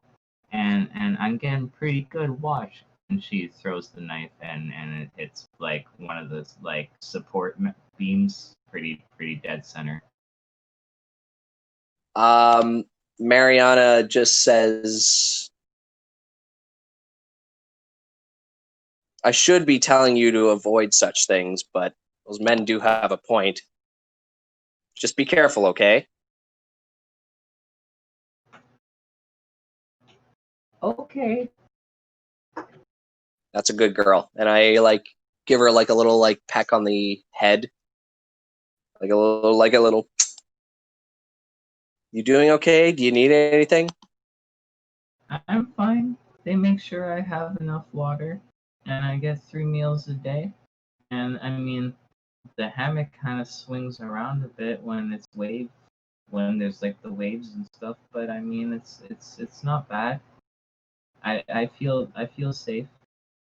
Everyone's really nice too. That's good. As long as they're treating you okay or treating you well, that's good. Let me know Oh if yeah, if somebody is not treating you well. no. Well, I did see some men come down and they were all tied up and stuff. They looked like some men from the slave ship, the bad ones. They came here with another ship while you guys were gone, the blue ship, and they gave them to the other guys. There was a lot of yelling from outside too, from all the people. I kind of poked my head up to see what happened, but then one of the soldiers told me to go back down below, said it was no safe place for a girl. I saw you up on deck too. What happened? We were just getting Lyle and Kiki and Ivara back. They had some stuff to take care of, but they're back now. If you want to go join them, I'm sure they're probably around eating something. Okay, I'll go find them. Did you happen to see where these men who were tied up went again, sweetie? Oh, they went down the other that way. All right. You go find either Ivara or Akiki, okay? I'll be with you shortly. Okay. And Mariana is going to walk this way. Walk this way. All right. But let's go to somebody else. Yeah, just give me 1 second, guys. I do have to go to the washroom. Sorry about that, but I will be. If anyone wants to go to the bathroom, take a 5 minute break or. Hello. Don't mind if I do. All right. Matt, David, you guys there? We're here. I'm All here. right. So, you be back in 5. All right. 5 minute break, guys. Great.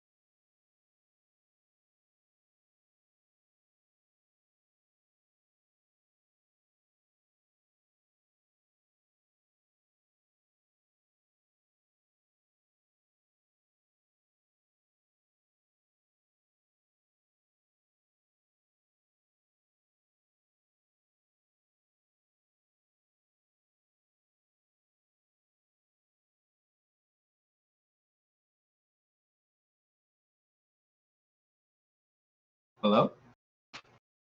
Ahoy. Hey, what's up? Hello. I So am is hero everybody to the road.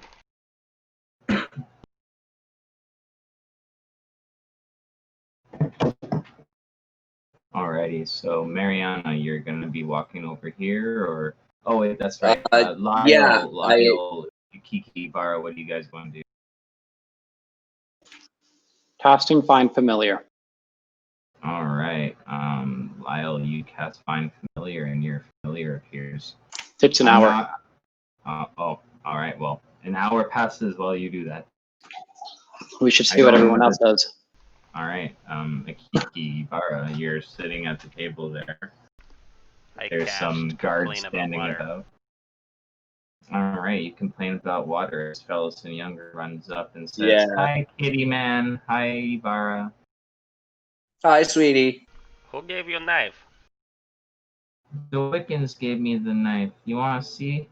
And she throws a knife at the chair there, and it's gonna hit the chair like right in the back. And she's like, "I'm getting pretty good. They taught me how to throw because they said everyone needs to protect themselves. They said also that unless I'm practicing, I should never ever play with it. So I've just been practicing all day." How old is she? What happened outside? She's like 10 by now, like 9-ish, 10. Ivara's kind of like, sorry, who told you this, sweetie? The Wiccan guard guy that was in the room that I was playing in. Okay. Well, just be sure you be careful, all right? I know you're a smart girl. I know you're being careful, but try not to go too crazy with it. I know. I know But you know. Now if any bad people try to hurt me and there's no one there to protect me, I can protect myself. Well, maybe when you're older, maybe I can teach you a couple of things. But Oh, really? Like what? well, we'll get into that when you're older. She kind of pouts and puffs away. But then, yeah. Ivara does like kind of like shoot her a wink though, like kind of playfully, like, and she pulls the chair out and gets her to join Akiki and them.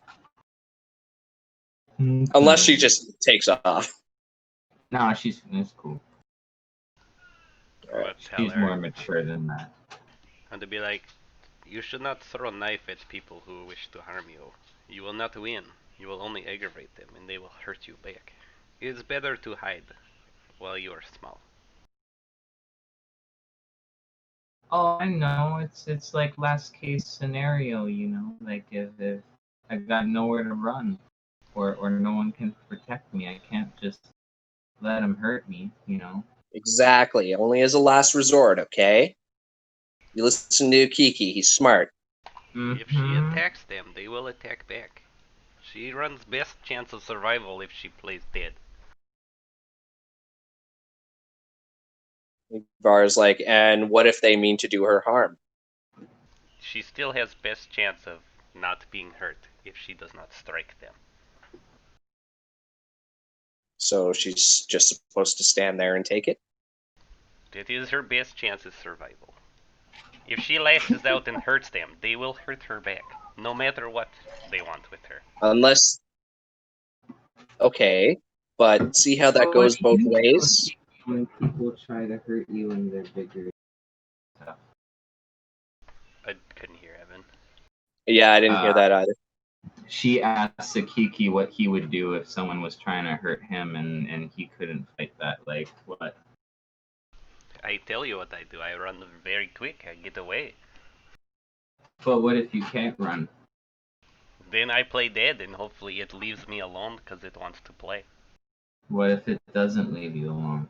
Well, if I don't make it angry, it might not hurt me. If you make it angry, What? it will hurt you. But what if even if you do everything that you say, it still gets angry and wants to hurt you? And then Ivara is going to step in and she goes, as a last resort. And she taps the knife. If you play with All knife, right. you will get cut. Anyways, yeah. Is there anything else you guys would like to do, or are you just discussing knife stuff with Fellison? I would like to give David some more opportunity to play, but if that's going to take an hour, Yeah, that's just it. Like, you guys kind of have an Okay. hour. We can cut back to Mariana. Yeah, Mariana's going to kind of walk in on Unless this. Akiki wants walk to this way. do anything. Yeah, please. Probably eat something and then have a cat nap. All right. You can either go to the cabins below, or there's hammocks that are kind of like communal.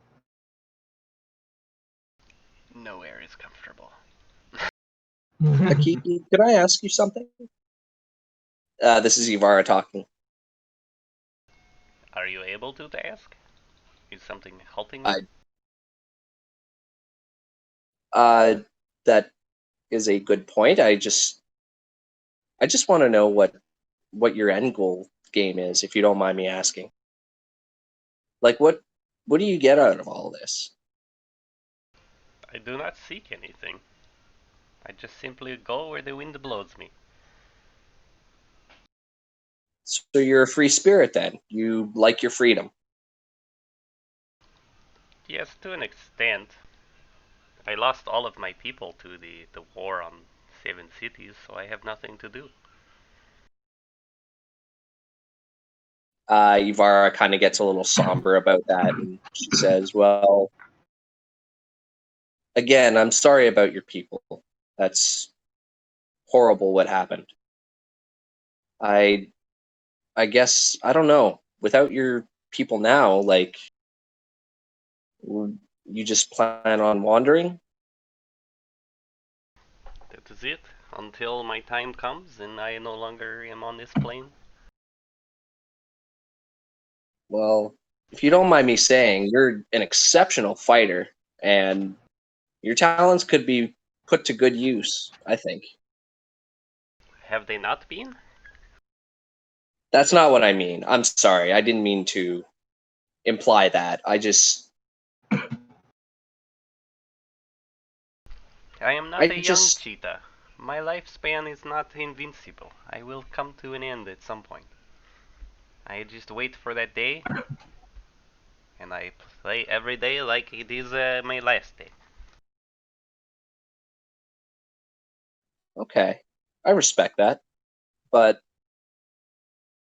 if you don't mind me pitching a proposition for you, depending on how attached you are to this plane, I don't know. Did Ivara tell Akiki that she's from another? I think so. Honestly do not remember. I think she did. Yeah, she's gonna say, Sorry. if this world doesn't have much that it can offer you, perhaps another world might. How do you feel about that? Maybe a fresh start? Well, it would not be a fresh start for me, as I am my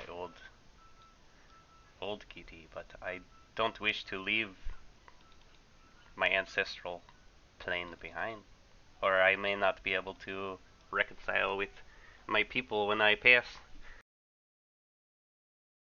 Ivara kind of takes that in and she nods and she's like, okay, I can respect that.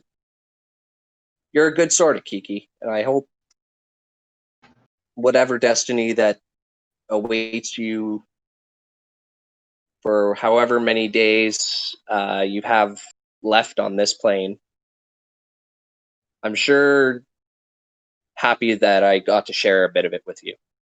And I hold my mug out to like kind of cheers him.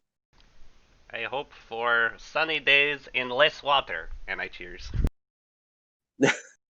I laugh at that and I say cheers to that, and I take a swig back.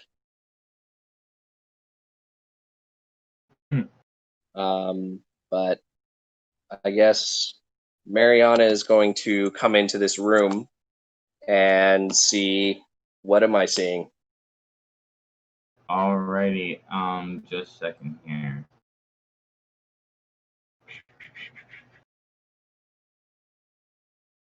Give me one.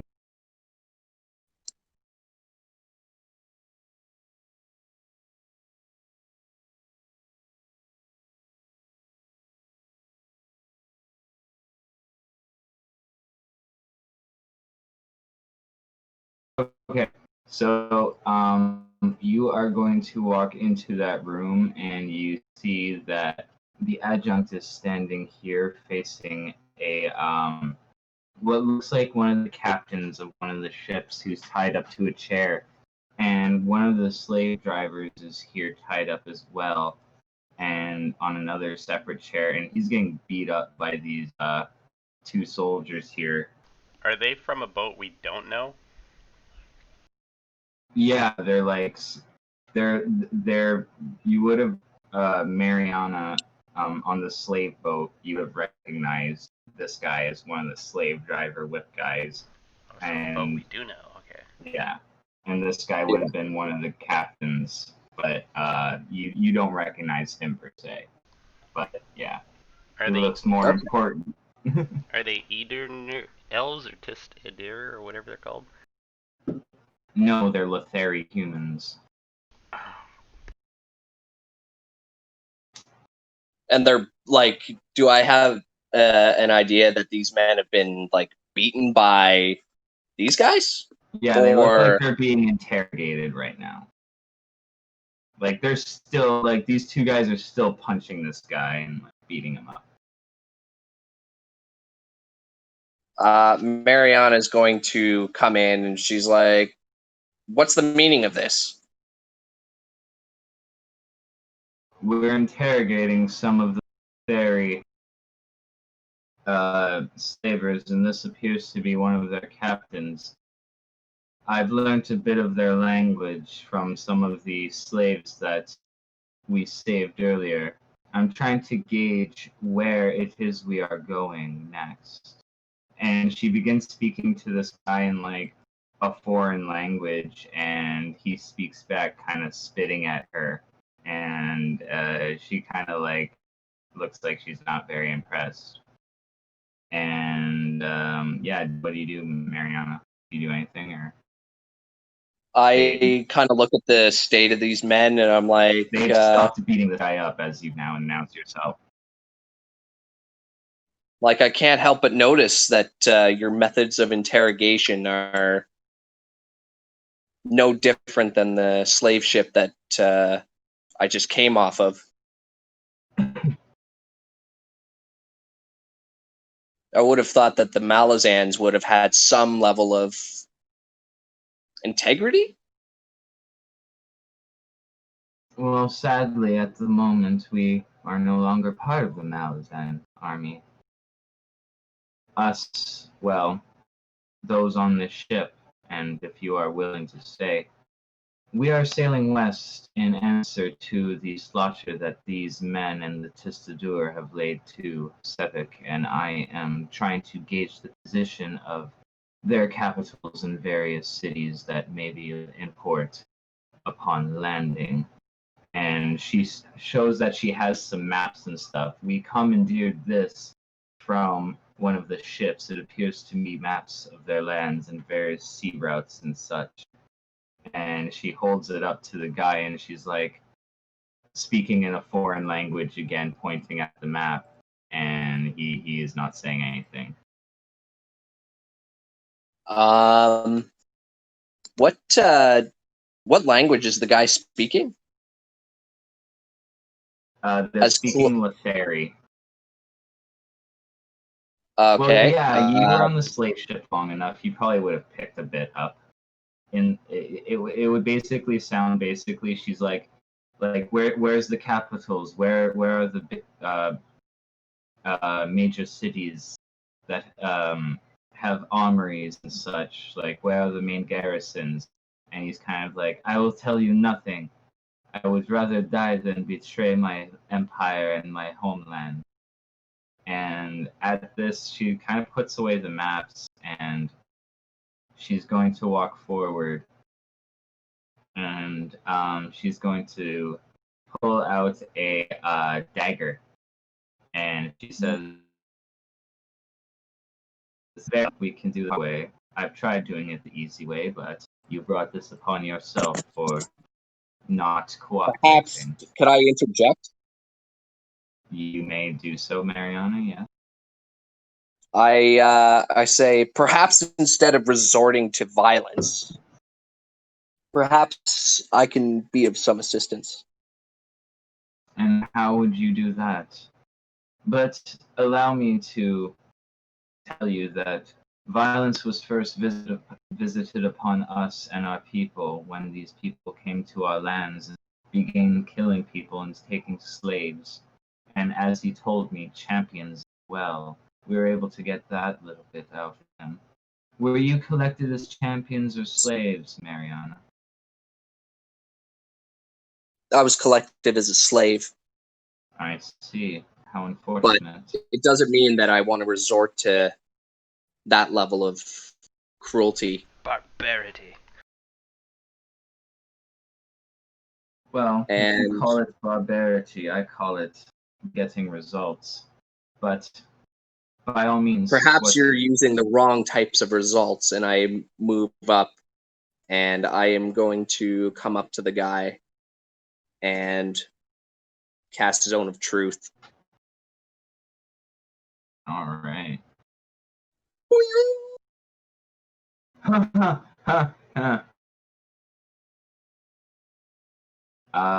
It doesn't work at all.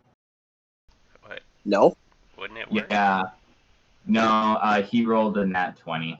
Sorry, I accidentally hit GM roll, but yeah, it's a nat 20. All right. He wants to play that game, huh?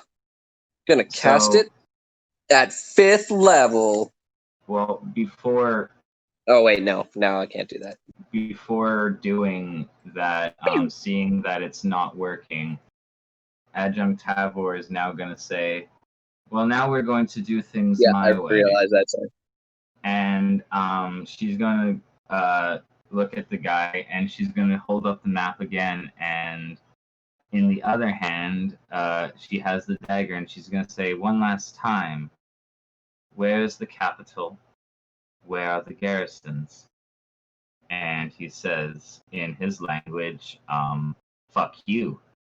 And she then plunges the dagger into his knee, and he screams out in pain, but while doing so, she slaps him in the face and says, focus, focus, and then pulls out the dagger and puts it into his mouth, so he's holding it with like the point pointing out, and holds up the map and says, tell me the capitals, the garrisons, and he begins Do we hear him screaming or anything? Make perception checks, and he begins like marking areas and stuff like that with the dagger and his blood kind of thing. Oh my god. And then she pulls the knife out of his mouth, and he begins saying, oh god, fuck. Please, I'm telling the truth. I ain't lying. The capital is that big city there, and those garrisons. It's that's. And then he kind of like, and then she walks up behind him. Oh no, you are not able to do this at this point. Sorry, Ibarra. I mean Mariana. She's gonna walk up behind him, and then she's just gonna snap his neck. And this guy begins screaming, "What the hell? What the hell? He told you what you wanted to know. Fuck you! I'm not telling you shit, you crazy bitch." And she then walks up to him and says in their language, "Oh, don't worry, I believed him." And she then slits this guy's throat as well. Mariana's disgusted. And she then goes and picks up the map, and she then says, "And that is how you get results. Dispose of these bodies and the soldiers." As she's leaving, Mariana's going to be like, "So we're no better then. We're no better than the slavers that captured me and my gang. We just kill people who've told us information, and we torture them, slit their throats, or snap their necks and kill them. Good to know." I've never walk away. She's going to reply Disgusted. and say, "Oh, well, you can just walk away then, and not listen to what she has to say." Yeah, fuck her. Hey, I wasn't allowed to heal the guy, so I don't care what she has to Well, say there you now. go. Okay. Hair flip, walk away. Yeah. But yeah, Sit I don't next to know. a tiki or rump. Lyle's turn.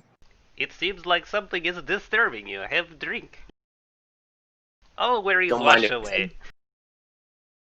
Don't mind if I do, and I sit down and I, just take a mug.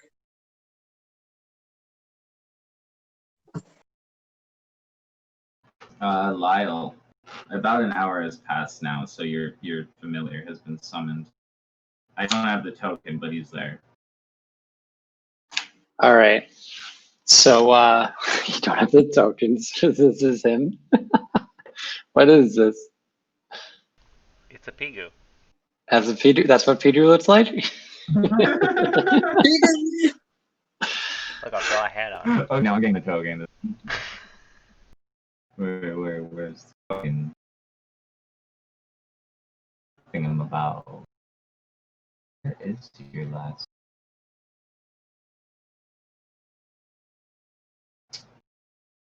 Oh, that kind of makes me sad. Have I lost the key token?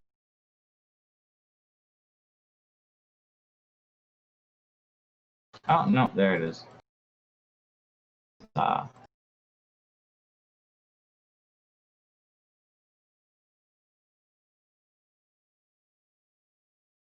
Grumble, grumble, grumble, grumble. Alright. There we go. So as soon as he completely manifests, I'm going to be like, I think this is information you might be interested in.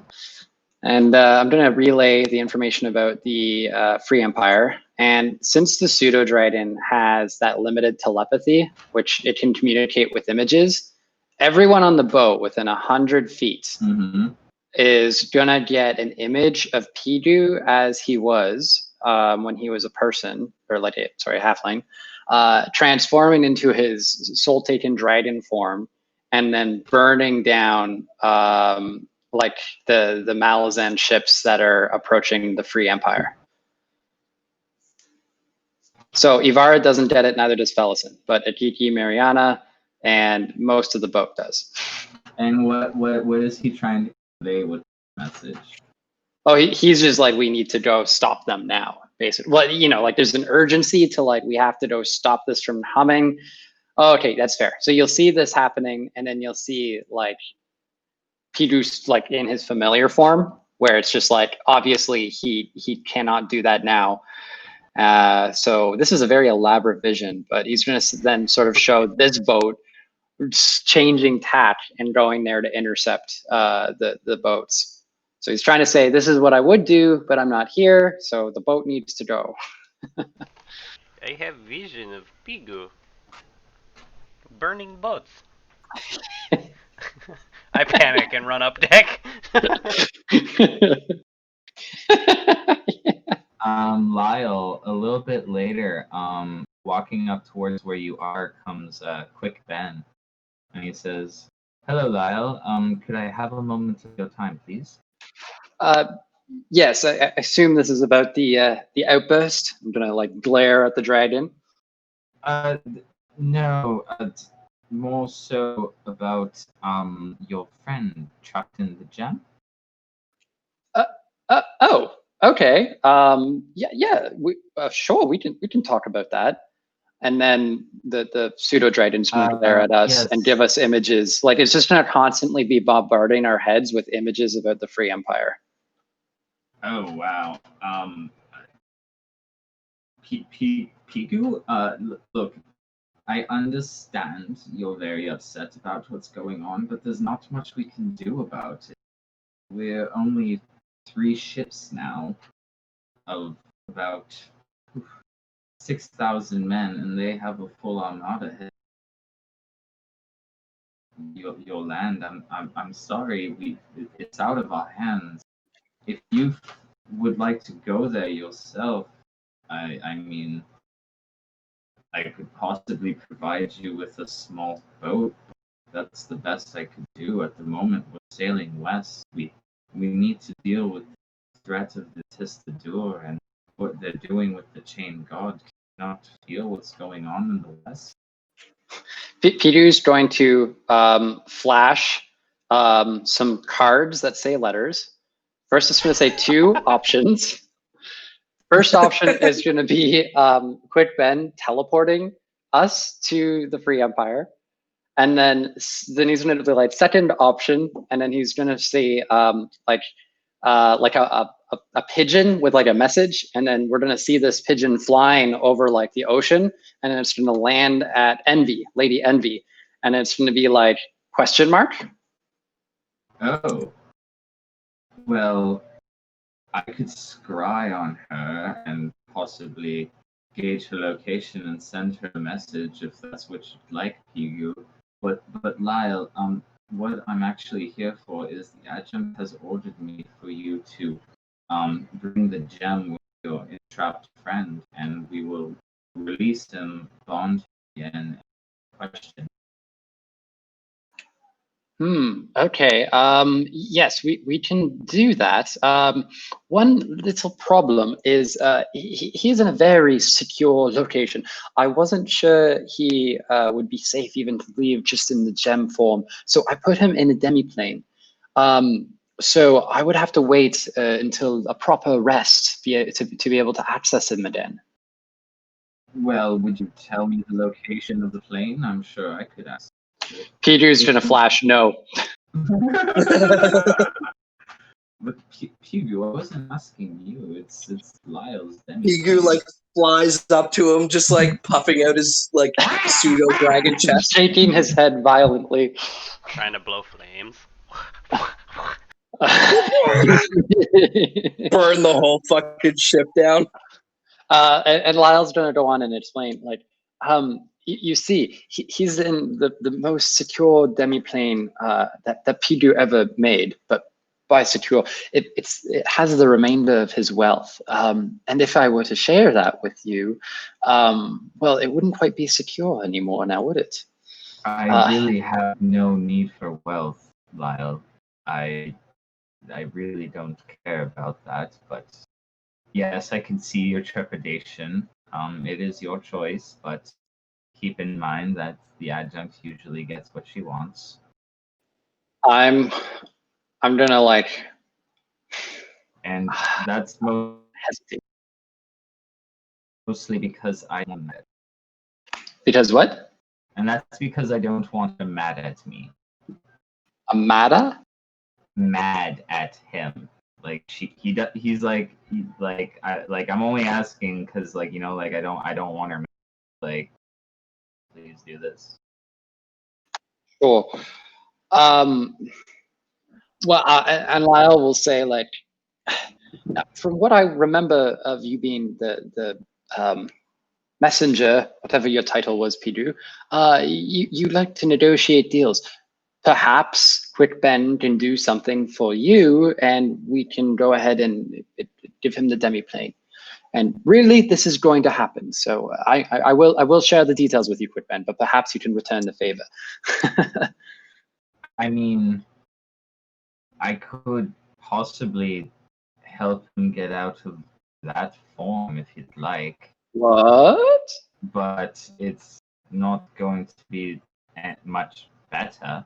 Wait, what did you? Okay. Lyle's gonna be like, "What?" And then you're also gonna hear like a little chirp from the dragon, finding his vocal cords. Well, I mean, you said most of his essence was chained to what remains of the chain god. Yes. That is out west. As you know, well, I'm not sure if you're aware of this or if Pigu is aware of this, but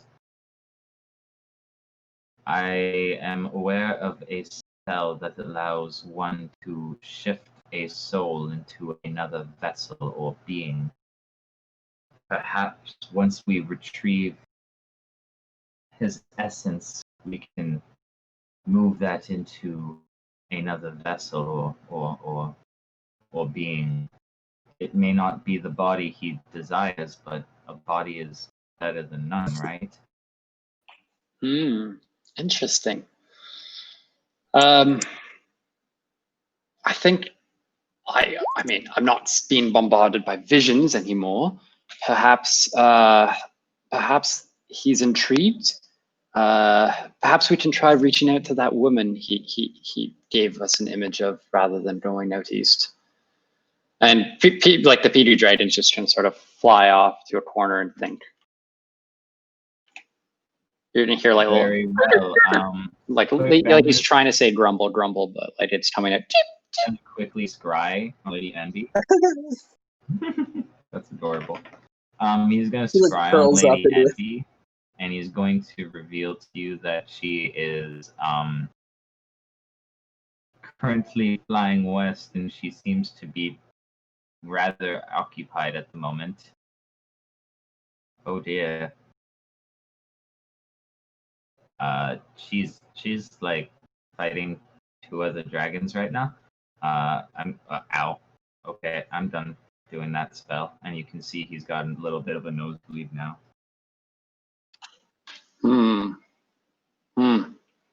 Well, it's something we'll have to think what on. would you like to tell her? Because my head hurts a lot, and sending a message to her will probably take what's left of my strength, and I will require a Bitch, long don't rest go as west. Well, just a second here. Oh, yes, dear. I suppose I will need you to cast sending. I don't really have it myself.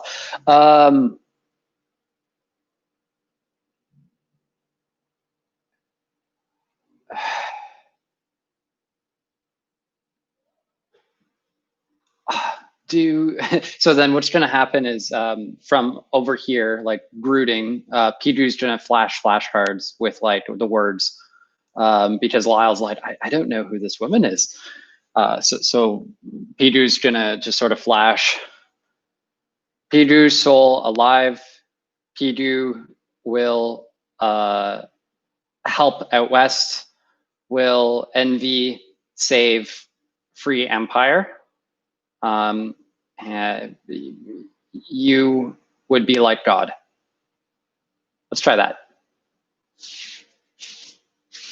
All right. You send the message, but there is no reply. Well, that's what QuickBen says. Like, I've sent the message, but she has not replied. Okay. Like I said, she seems rather occupied at the moment from what I saw, but I'm quite exhausted now. I think I need to, and he's just gonna kind of slump over and fall asleep. What? I thought you needed the demiplane, but I suppose I can rest up and grab the gem myself tomorrow if you're just going to sleep here. Yeah. If that's what happens, then Yeah. If that's what happens, I guess he just leaves QuickBen be, and then Lyle will make his way over to the table with the other adventurers. You also feel a little bit under the weather yourself, Lyle, now that you notice, now that you kind of notice it. Really? Yeah. Like how? You're not feeling that good. I don't know, you just kind of feel a little sick, you know, got a bit of a headache, a little bit of a stomach ache. Oh. I Mariana, almost you kind as of want to well. do something, but does Akiki or does Lyle and sorry, I'll shut up. So Mariana feels it. Does Ivara or Akiki feel it? No. What am I feeling? You don't feel anything. Okay. You're feeling nothing. So I'm gonna come to Mariana and just be sort of like a little bit more cranky and short. It's just like, God, did you see the outburst of images? She says, "I did. I take it things Pigu did not take whatever it is lightly." No. Oh, you went there for the news. Okay. There are a couple of Malazan ships. They're reneging on their deal with the Free Empire. Yeah, it's quite frustrating. I don't know what is happening or how to do anything about it. Oh, I could use a drink, but I'm getting a headache. It Does the wouldn't Free help. Empire know? Let me see. Can I? Mariana's gonna try and feel his forehead. Do I notice that he looks not too well? He looks as though he's suffering some sort of fever. You've seen Pigu and Ozo look the same way when they were around Otadderall. Perhaps we should get you away. Get me away from what? No, we're talking about the Free Empire here. What can we do? I know. Can we do anything even? I don't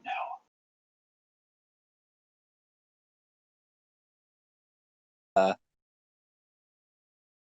Who you would speak to, but maybe Ivara has an idea. She has more experience with the Free Empire than I do. She's nearby. She would hear.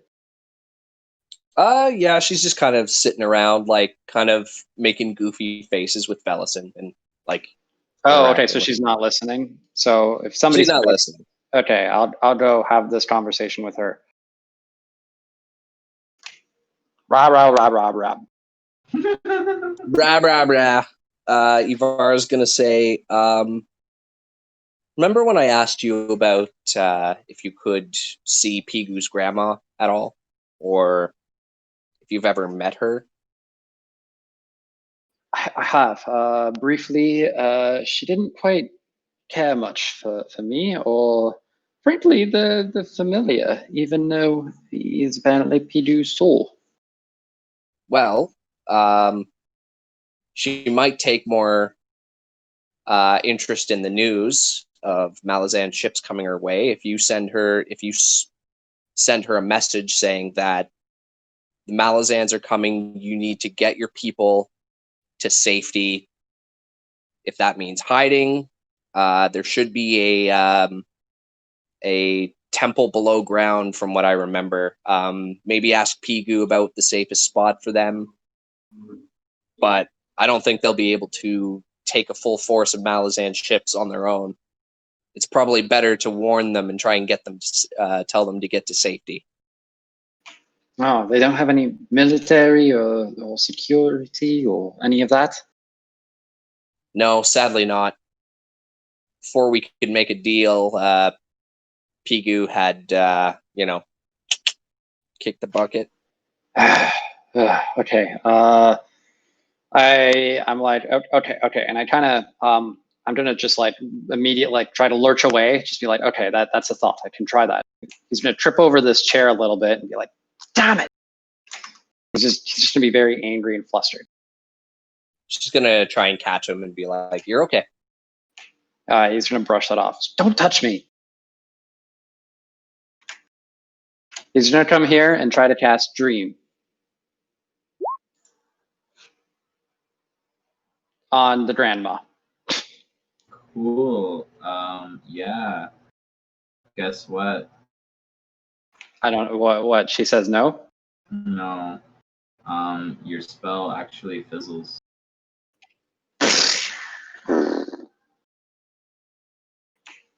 He's just gonna yell, "Damn it!"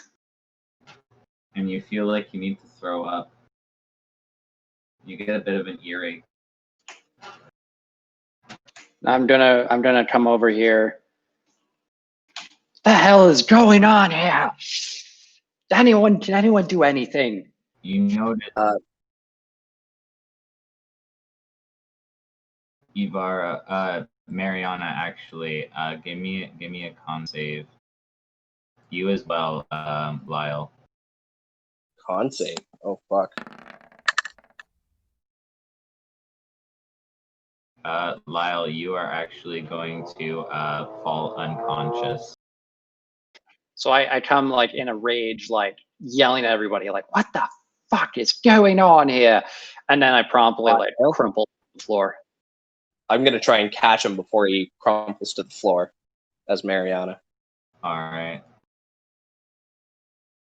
But yeah, you can see like, these two kids over here have fallen unconscious. Quick Ben was already sleeping.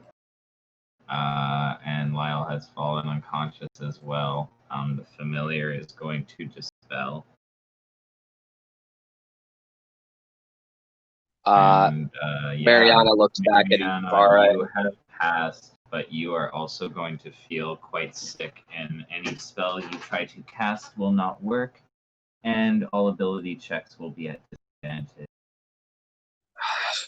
She like clutches her head. Can I see anything on Lyle's body, like anything that looks like a Tatteral? No, there's nothing like that. Okay. I mean, you know that like people have a Tatteral weapons, but like they have no effect like this when you've been near them.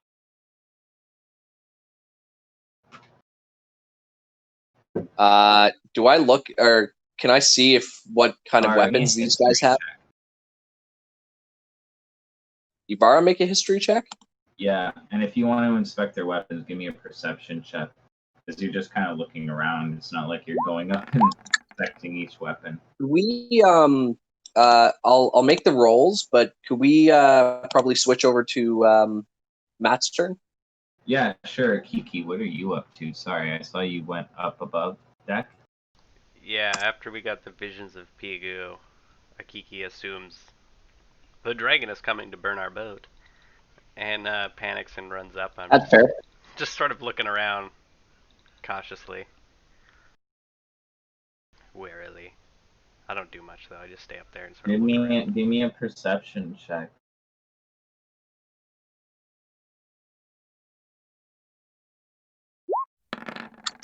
It shouldn't be at advantage. You see nothing. There's too many people running around on deck. Stuff too distracting. My perception was 29, but if that's Adam's. Oh, your perception is 29. Yeah. Okay. So, Akiki, you're gonna look up, and in the very far distance, like you can barely see this. It looks like birds. Like it looks like a flock of birds or something like that. But it from that distance, they are way too big to be birds. And there's one that's just ginormous. It literally just looks like a huge ass mountain-sized dragon. And it's the color of jade. And all the small ones seem to be circling around it and attacking it, but it's like swatting them away like flies. Birds mean land. Land ho! Go towards the birds. But yeah, Ivara, you would remember that the only time people got this sick was when you, Ozo, and Kigu had released the Otatteral dragon. Like they were this sick when they were near there. Ivara's going to immediately like tell Fellison to get under cover, and she's gonna rush up on deck and like join Akiki. Hello. Akiki, you also notice the huge, massive shape of the jade dragon now dives down beneath the ocean, dives into the ocean basically underwater. Oh, that is bad. Various the bird, yeah, and various others follow and stuff. But you also notice that there's now a large wave heading towards you guys. Oh, that is not good. And it is about like Brace for impact! yeah, you think it's gonna hit the boat pretty fucking hard. It's coming really fast. You guys probably got about 6 seconds before it smashes into the side of the boat. How And is you this like kinda twice hear, the height of the like- boat, or is it less height than the boat? It's like almost like tsunami level. We are And- fucked. And everyone's going to kind of be like, brace for impact, grab something, and like everyone's gonna kind of run and like grab railings, I climb hold up the on pole. for dear fucking life. Someone Uh, runs down to the hatch and is like, brace for impact, everyone brace for impact. Mariana's gonna drag Lyle over this way, and she's gonna join Fellison with Lyle, and she's gonna try and like hold the both of them. All right. Brace for impact. And yeah, Ibarra's gonna try and grab a Kiki. I climbed up the pole. You climbed up the pole. All right. Everyone who I think- is Fuck it. above I'm gonna.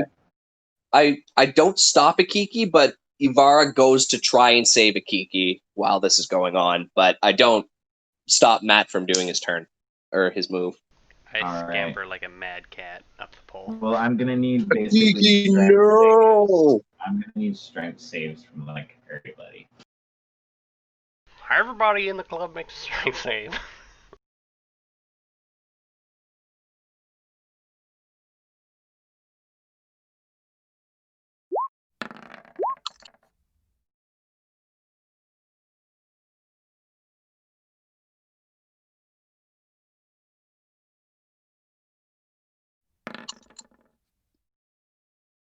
That one was okay. Yeah, no, it played up perfectly. That's not backwards? I figured Yvara would have higher strength. Yeah, Mariana's cheating. She's got a storm giant belt. Aha!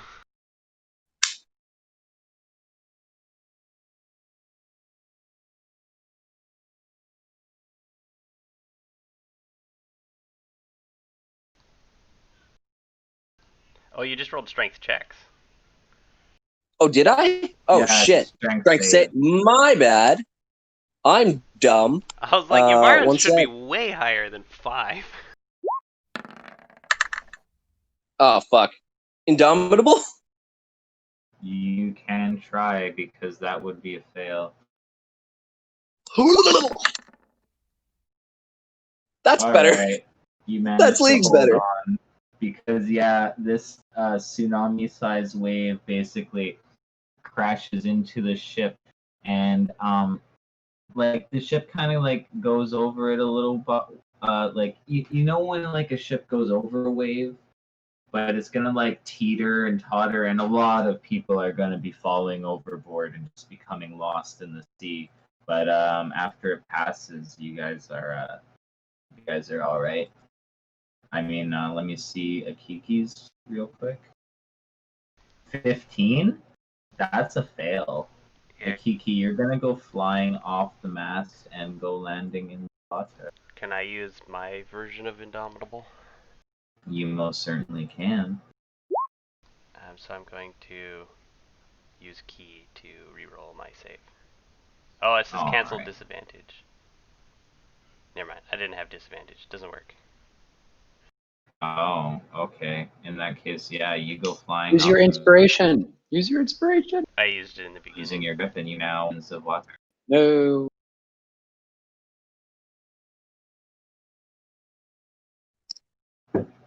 Ivar, you see Akiki basically get catapulted off into the sea. I'm actually gonna say you go flying this way.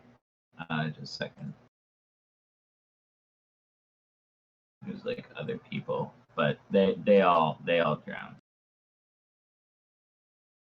Ivara is going to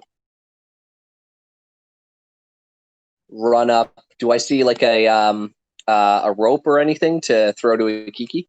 You see Kiki going. Yeah, I can't swim. I'm sinking. I fucking jump in after Kiki. Can you swim? Yeah. You have a swim? Well, it's technically just difficult terrain, but I believe Yvar is armored, and I don't know how to put that into effect. Oh yeah, shit.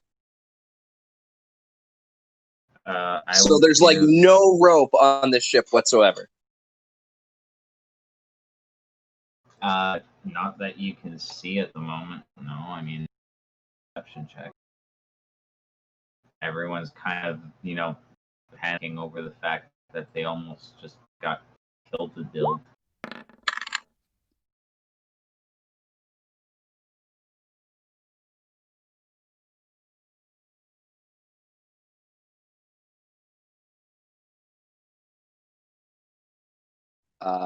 With a 23.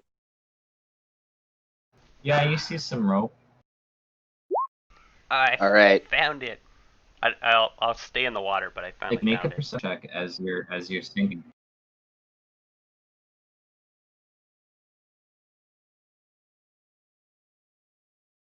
But yeah, Kiki, make a perception check as you're floating in the deep.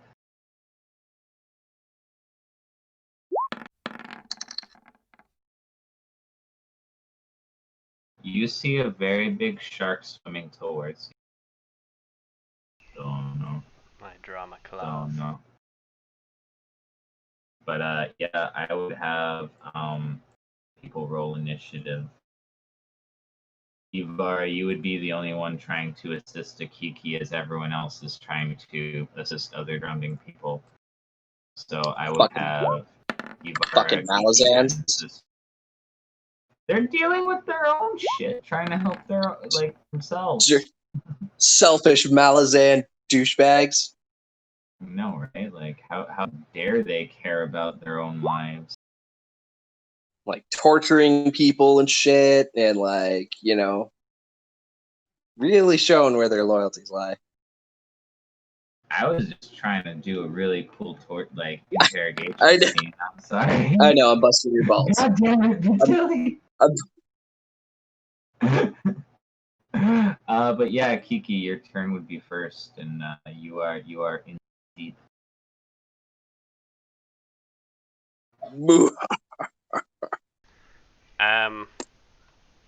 Yeah,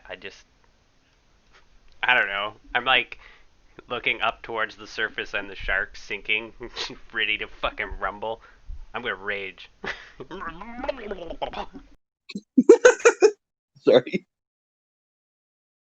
All right. If that's your turn, Ibarra. Where's that rope that I found? It's by the mast, the main mast where that crossbow guy is, directly north of you. How long is the rope? It's about 30 feet. 30 feet. Do I have rope? Yes, I do. You should have. I have hemp from your. Yeah. I have rope. Fuck. Sorry. I take out my rope and I tie it to the railing, and I'm gonna jump in after Akiki. I know, right? All right. Cool. So I tie it around the. I tie it around the railing, and then I have the other end in my hand, and I jump off the boat.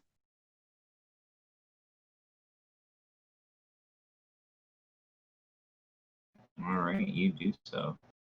All right, and then it's difficult terrain, right? So Yeah. so I jumped 30 feet high, I think. Or how low is it to the water? Or how high is it from the water? It's about 40 feet. Fuck it. Whatever. I jump. It might hurt just a little bit.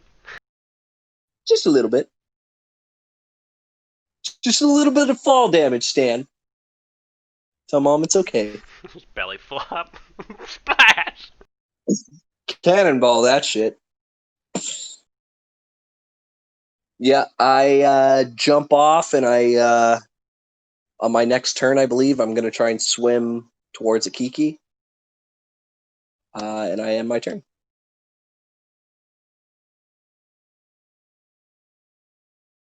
Kiki, I'm coming.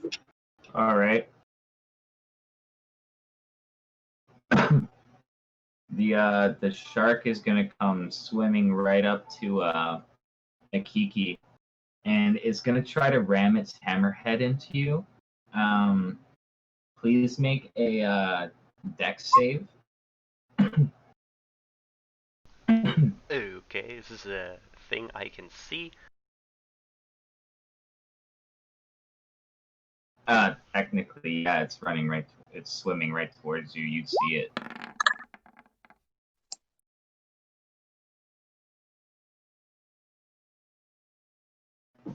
$18. All right, that's odds or even. I pick odds. Evens. It is going to ram into you as you are swimming there, and to be stunned.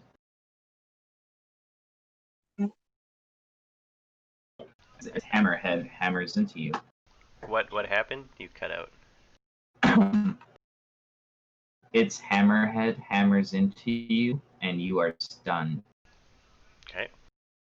And it is then going to bite you as a bonus action. But it misses.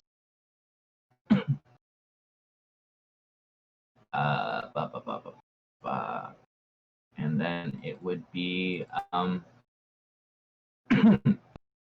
Akiki's turn, and you would become unstunned at the turn. Okay, my turn's over then. Ivar. All right. Do I keep sinking? Ivar's Yeah, you would keep sinking. 20, 30, 40. So he's 60 feet, like I can't see him anymore. He's like below the water, right? Yeah. You would also All see right. a large mass, well, a huge mass down there. All right, I'm gonna hold my breath, and I'm gonna go under. He'd be about 20 feet under the surface by now, All right. I would assume. Gonna double my movement speed because I just went 40 feet in the water, and I'm gonna go 20 feet down to try and meet up with a Kiki. Oh shit, you guys don't have your full health. Okay, good to know. And I am going to take my halberd off my back, and as a bonus action, I'm going to get into my defensive position. I don't know if I can do that technically, but I'm going to try. No, you have no footing here. You're swimming. You would have no footing, so no. Okay. I am going to meet up with a Kiki, and I'm going to try and wrap the rope around his waist. Didn't you use your action to swim? I did, yeah. Never mind. Shit. Bonus action to tie it? Or is that a full action, Evan? To tie him up, that would be a full action. All right. Fuck. Sorry. I end my turn. So your turn, or yeah, I'm Okay, like no, right near I a was Kiki, like right next to him. So the shark seeing that you guys are wounded, sorry, I didn't realize this before. It has an ability called Blood Frenzy, so it has advantage on melee attack rolls against any creature that doesn't have all of its hit points. It is actually going to bite a Kiki twice at advantage. So, double crit. God damn. So, just a second. I'm just gonna roll. Jesus Christ, I gotta roll 10d10. Okay, so let's just see here. 70. So 109 piercing damage, and I need 2d12s. Well, we'll apply Jesus. to each one that goes. So 2 is. That's crazy. I did not expect double crits. So 2 is maximum damage. So instead of the first one dealing what it does, it is going to deal 114 for the first one. And on a 5, an additional 1d8. So let's just see here. 3, 4, 10, 17, 23, 20, 28, 48. That's it? Just 48? So a total damage of 162. But you're raging, so that would be 81. Yeah, I did half of both once you said totals. Alrighty. Sorry, that was a lot of fucking math. And then Akiki, it would be your turn, but I think we're gonna end it here because it's 11:03 and I gotta be up in like 6 hours. Alrighty. If that's alright, Alrighty. buddy. Yeah, no, that's fine. Thanks, Evan. No problem. I hope you guys enjoyed your session. Alright. Talk to you guys later. That was a Have crazy good week. session. Yeah, no, Take that was care. nuts. Later. Bye.